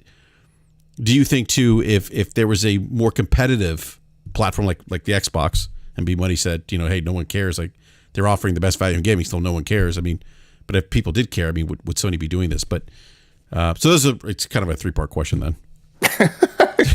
I was asking you to get me down to one question. Yeah, I know, but it's. Yeah, so I mean, what I wrote today is, and it was kind of, and so I guess the part of the question I'm answering is from a consumer perspective and a kind of business scorecard perspective, is this a right, just, good, bad, like, price increase? And mainly I wrote this because I myself, when this happened, in the August timeframe when they did the regional price increases, I said, those to me were logical given where foreign exchange rates were and given where inflation was and other economic dynamics that were going on at the time. The difference this year is that we don't have any of that in place, right? Strength of the US dollar is down from last year, and so foreign exchange rates are not as topsy-turvy and upside down as they were a year ago. Inflation in the US is actually roughly about half what it was at this point last year, and globally it's effectively cratered, like down from 9% to 3-point-something%. We also don't have, I bought a car last fall and I went around to a lot of dealerships and I talked to a lot of dealers about kind of how they were being affected by the chip shortage. There was an inventory on a lot of U.S. car lots last fall at this time, not in the way that that's the norm, right? So there were, dealers were being very selective about what models they had new units right on the lot, and that was driven by the chip shortage because the car industry was just not getting the chips that they needed. There was also a lot of discussion in a lot of the tech news and chip business cycles that I keep up with about rolling over of manufacturing and production equipment at lots of foundries, right, and lots of fabrication plants. We don't have that this year, so we don't have a lot of the market dynamics that were in place that, in my mind, rationalized the price increases that we saw in certain regions around the world last year. For the storage market, this price increase, if you're going to attribute this price increase mostly to the 175 gigabytes of extra storage that you're getting in the digital or in both models, that puts you at roughly about a 29 cents per gigabyte fee. NVMe storage is nowhere near that, right? It's in the bulk of the market, you're running around 10 cents per gigabyte at the 1 terabyte level. The other thing is historical precedent. So normally when we get a form factor redesign, that normally comes with a price decrease in a lot of cases, right, in terms of past history. In some cases, the price remains steady, but it's also been, I would say, the number of times that the prices remain steady, there's been an equivalent number of times that there's actually been a storage increase while maintaining price, right, when you look back over the past console generations when these things have come along. And then there are some people who are trying to say that basically, hey, this price increase is justified by where the Series S is now. So the 1 terabyte Series S is $350. And so if you now price the PlayStation 5 digital against the Series S and you maintain that $100, what I call a prestige differential, then that resets the baseline and that keeps everything copacetic. My problem is that it's not the norm in consumer electronics for you to kind of re-baseline price and reset your market expectations on what the price for a SKU is in the midlife cycle of that SKU, when you're not really adding value. And in my opinion, I mean, first of all, that whole 667 gigabytes of addressable storage, that was, I mean, from coming from a PC gaming place, like that was bullshit. I mean, in my mind, in the first place. And now that you're giving me 175 extra gigabytes, that to me is in the noise and in no way equates to the a good rationale and a good consumer expectation for a $50 price increase. So yeah, that's half the install for Call of Duty. That's what that is. They gave you half the storage you need for Call of Duty. Right. And let's also talk about that from a technical perspective, right? Because I've often talked about how Sony has had very bad messaging, right, in the past. And in my mind, that time period was mostly around the latter half of the Sean Layden regime and the front half of the Jim Ryan regime. I feel like they've gotten better, particularly since the Horizon Forbidden West pricing issue. But this, to me, is back to kind of the mealy mouth Sony of disingenuous presentation, right? They're saying it's now you get a 1 terabyte drive. That entire 1 terabyte is not addressable. So it is likely, in my mind, going to probably be 858 gigabytes or so of addressable space. I haven't heard or seen anything that tells me that they're going to do a better job, that they've invested engineering effort in getting the size down that's occupying that additional space between the 667 addressable on the 825 gig drive. So I'm expecting the same size that's not going to be addressable on this new drive. So you're going to get 858 or so gigabytes of addressable space. So it's not, again, you're not getting a 1 terabyte drive, even though that's what the ad copy says. Mm-hmm. Yeah, no, that's true. Let me grab the super chat real quick. Jeff B. Game with the $5 super chat says pushback. Series S 1 terabyte was $50 more. This goes back to what you were just saying, Logic. Series S is Series S 1 terabyte was $50 more with the exact same console model. Meanwhile, PlayStation giving a slimmer with more USB ports disk drive. Yeah, and I mean, some people have tried to equate the two, and I'm like, and completely skated by the fact that the Series S doubled, right, its storage capacity, and this is adding 175 gigabytes and trying to justify it, right? It just doesn't sync with what my expectations are. No. Yeah, I mean, look, I know I've been doing a lot of joking tonight, but let's just keep it a buck for a moment. Storage costs more the more storage you have. They gave people 500 gigabytes of storage, and that was $50. And PlayStation is giving you 175. Like, I'm not going into the whole everything else that may be changing with it. I've seen people say it's no different. Well, yeah, there is a difference. Go look up how much it costs you to buy a 250 gigabyte NVMe SSD, and then go look at how much it costs you to buy a 500 or 1 terabyte. The price isn't the same. So it's just not like just because of they increase storage too, but like I said, the increased storage that will cost the like in cost amount, it's like how much space you would need to install one AAA game. Like, it's not a dramatic increase here. Yeah, I don't think it is either, Slomo. Not at $50, I might add. No. I think Opponent just said like a 980 Pro was $59 for 1 terabyte. Yes. Yep. Jeez, that's crazy. NVMe SSDs have gotten cheap. And that's a faster SSD that's in the PlayStation right now.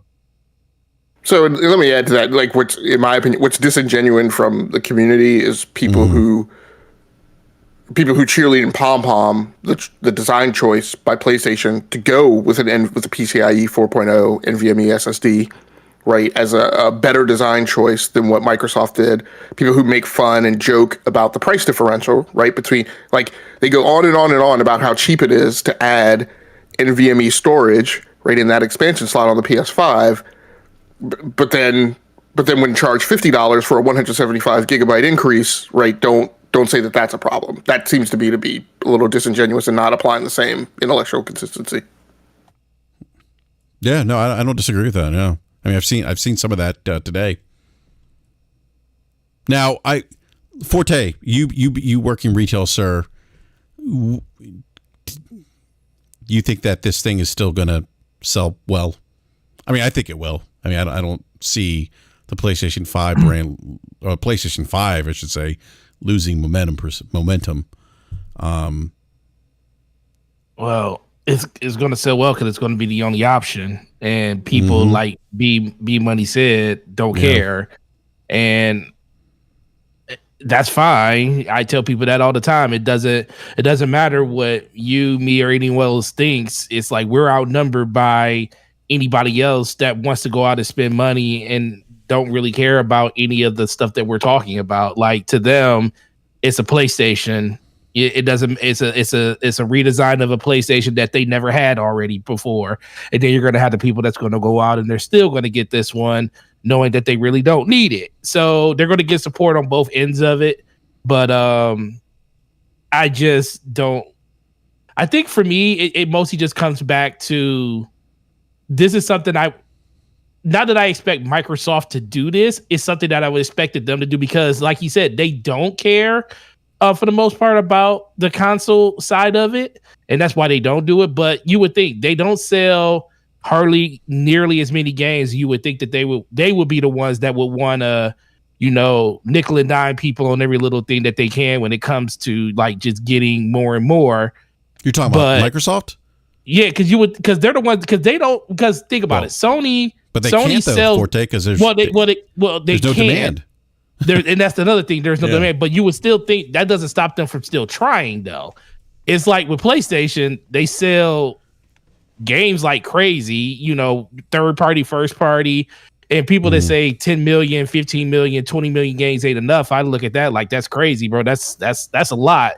Now, of course, companies look at those numbers and they say, we want to get more, we want to sell more, because who wouldn't? And games are costing more, but they aren't losing money on making these games. So that's not the problem. It's just, for me, when I look at that, I'm like, man, it's like they really don't need to do this. And you kind of hope, sometimes you just wish these companies didn't do stuff like this, but they're going to do it because they know they can do it, and people are going to buy it because people don't care. And that's why I 100% want to champion what B said, because I've been telling people that for years. These companies do not care. It's all about the bottom dollar. It's all about that 25% extra they can make. Part of me believes that this decision, if you think about it, this is what the PlayStation digital system probably should have cost at launch. They just wanted to come in. Look, they just wanted to come in at $399 price. Let's be for real. They wanted to come in $399 because that was a really good talking point. They could say, because they barely had those systems available.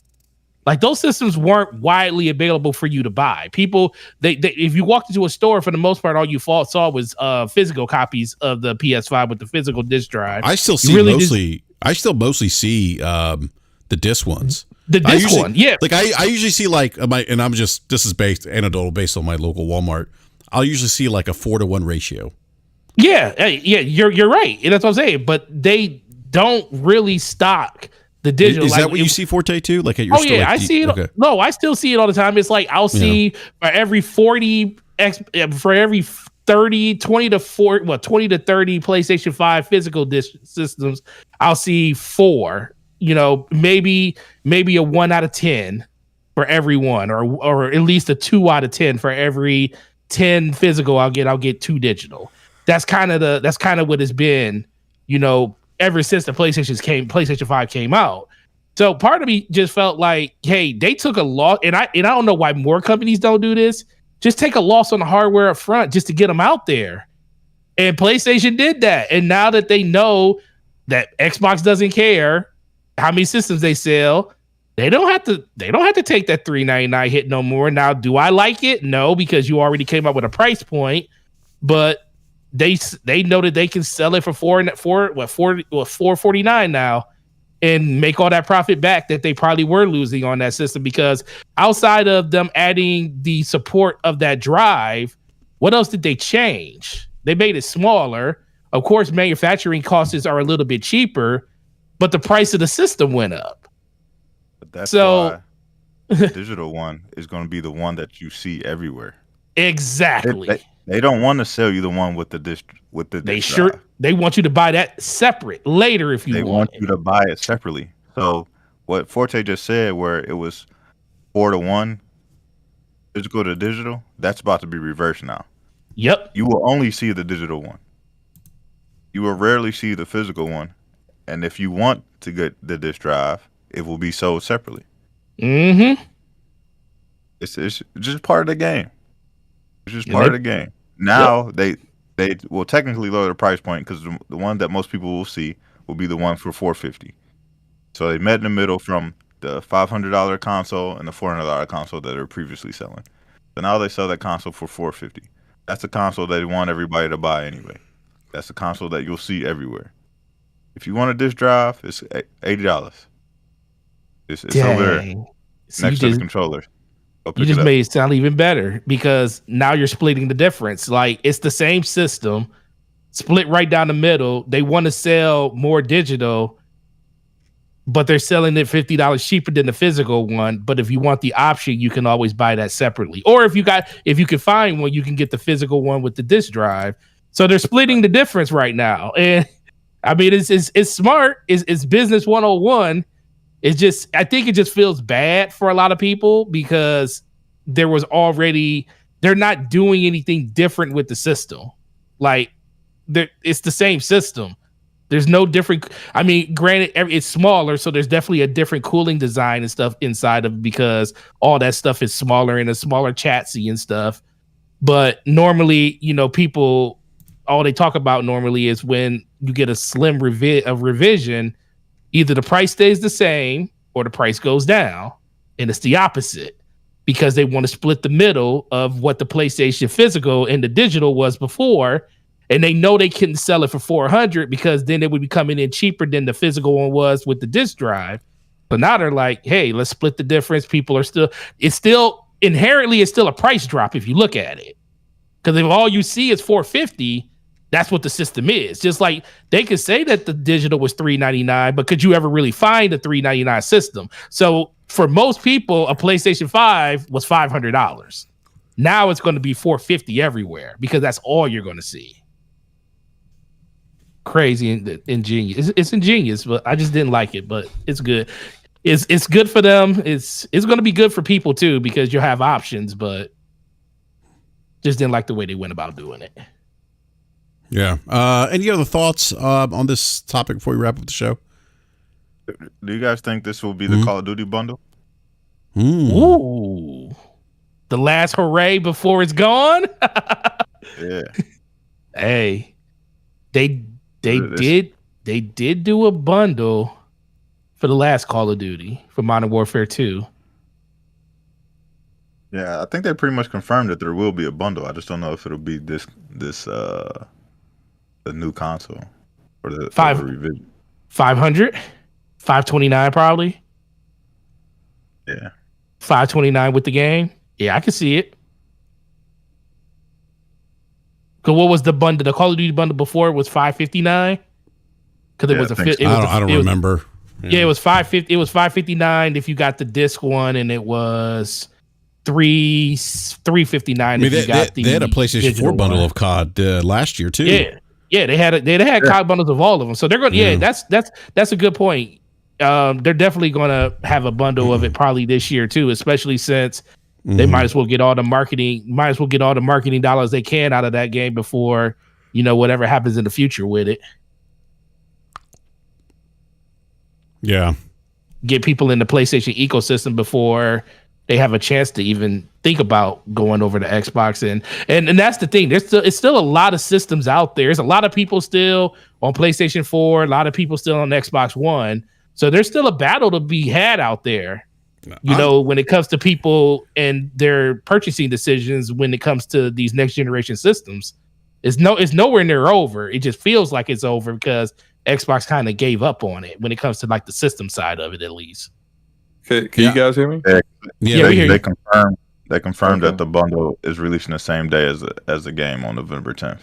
Oh well, And, yeah. okay. and the console supposed to roll out in November, so I would assume that So they're will going to launch bundle it with this that. game to push the new revision with the Call of Duty bundle.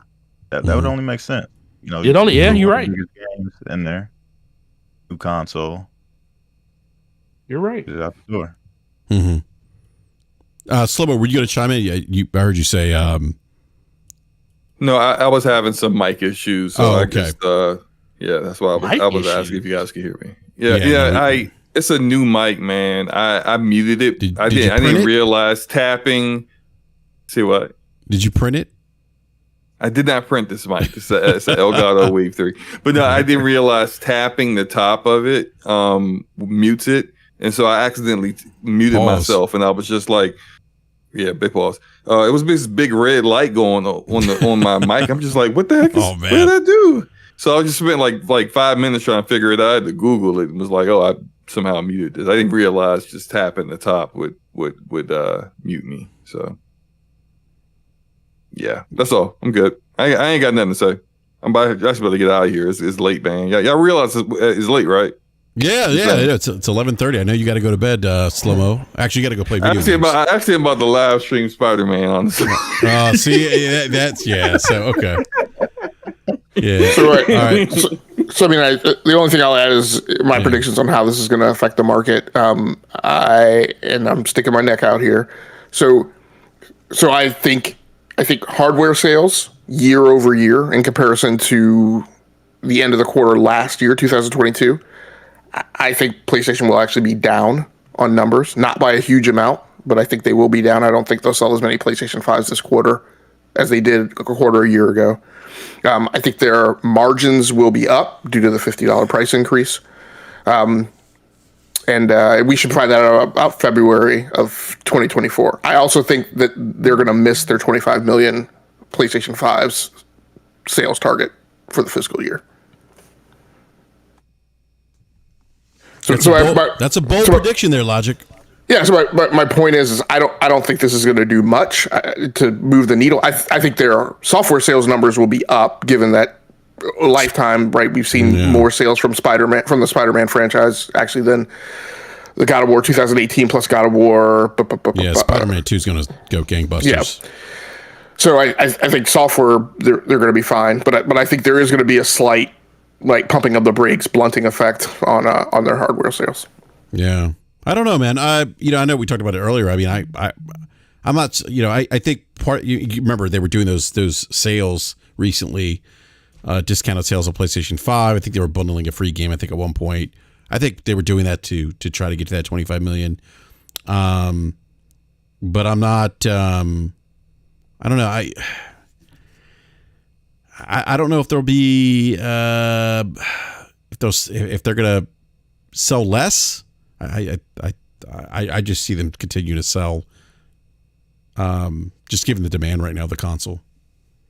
But we'll see. We'll find out. Like you said, you think February is when the numbers come out, right? I think Spider-Man. I think Spider-Man 2 is going to drive a lot of hardware sales. I think.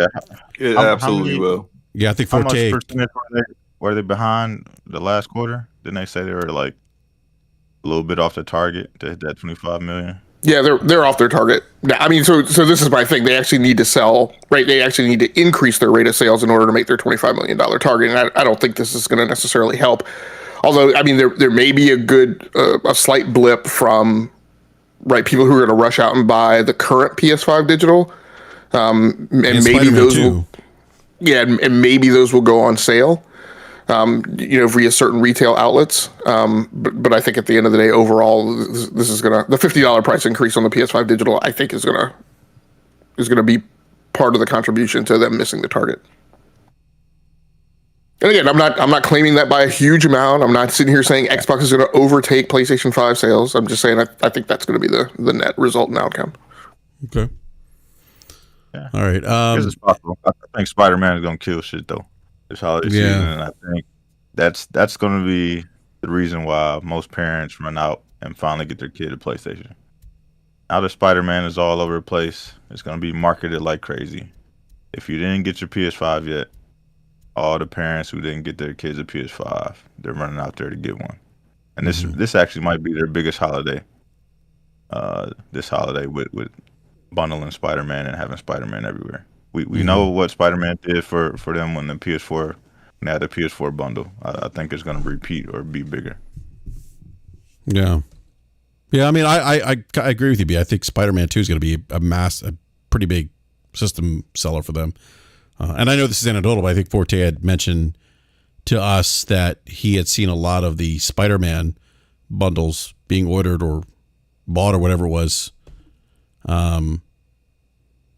Is that true, Forte? I don't want to misquote you, but no, that's definitely right. It is. They still send them every once in a while, but every time we get them, they're gone. Yeah. Yeah, where would you say, like, do you have any idea where that bundle would rank, I guess, compared to other bundles they put out? Like, is it like the most? Are you talking about? No, I think the God of War one by far is going to probably be, as of right now, the most sold one. Okay. Due to the fact that they they had that thing available pretty much throughout the whole year. Gotcha. Okay. Up until recently, sense, they just phased it up because they just started doing the discounts on that one and the Horizon one where they were doing $50 off for that version because they were trying to clear the stock for it. Where the Spider-Man only pretty much had this month. So with the news of this new system coming, maybe they'll do, if they do have exorbitant stock of it, maybe they'll do like a holiday bundle with the Spider-Man system, which I can see them doing just to sell more Spider-Man systems. So they may do that just to get those systems out the door. But after that, it's going to be just the new system. So unless they do a new bundle with the new system for Spider-Man, like they're going to probably do with Call of Duty, I see that God of War bundle still being their highest one up to this point, at least. Gotcha. Okay. All right, gentlemen. As Slow-Mo mentioned, it's getting late. Slow-Mo has to get ready to start a Spider-Man stream. So, want to give a big shout out to our guests. I got Spider-Man 2. I'm a break embargo. Streaming right now. No, you don't. Yeah, I don't. Spider-Man Remastered. I'm just replaying through the games before Spider-Man 2. Yeah. Yeah. But want to give a big shout out to Broken Games HD, BG, who joined us this evening. Big shout out to him. Big shout out to the panel here as well. No, thank you everyone for coming out and hanging out with us. Please hit that like button. We had like over 100 people watching. We have 53 likes. Please hit that like button. If you're new to the show, consider subscribing, hitting the bell notification so you're alerted when we go live. Slow-Mo and Forte, you guys have a show tomorrow. Whose channel is it going to be on? Sure do. It's going to be on Forte's channel. We got a special guest coming through. I don't want to quite say because whenever I say, yeah, so-and-so is coming through, and then they be like, yeah, I can't make it. I'll be like, damn. All right, so let me I'll wait until tomorrow. Yeah. We got Jim Ryan coming through. He gonna tell us everything that went down. You know, all the goodies went down. Yeah. He's gonna tell us how much he loves Sean Layden. But he doesn't. No, I'm kidding. It's not. He's gonna tell us why Battlefield is one of the best shooters that came out this generation. He's gonna tell us a lot of stuff. Have y'all played Season 6? He definitely ain't saying that. That Battlefield, bro. Gotta get on it, Slow-Mo. So my goodness. All right. So yeah, catch DPS podcast tomorrow night on Gaming Forte's channel at 9 p.m. Eastern Time. 8 o'clock Central. 8 o'clock 6 Central. o'clock Pacific. Yeah. And please let them know where they can find you on X. Oh, the DPS _ podcast. Check us out over there. And we'll see you guys tomorrow with the homie Slow-Mo and our special guest. Awesome. Yeah. And look, hit me up on X/Twitter if you want a vertical stand that is affordable. What's it called? Also, the same level of quality that Sony is providing. The Slow-Mo back stand is here for you. Okay. In addition to that, D-Brand. I need D-Brand to get the stop playing with me. I spent $90 on that Spider-Man skin, middle skin, red light strips, and the plates.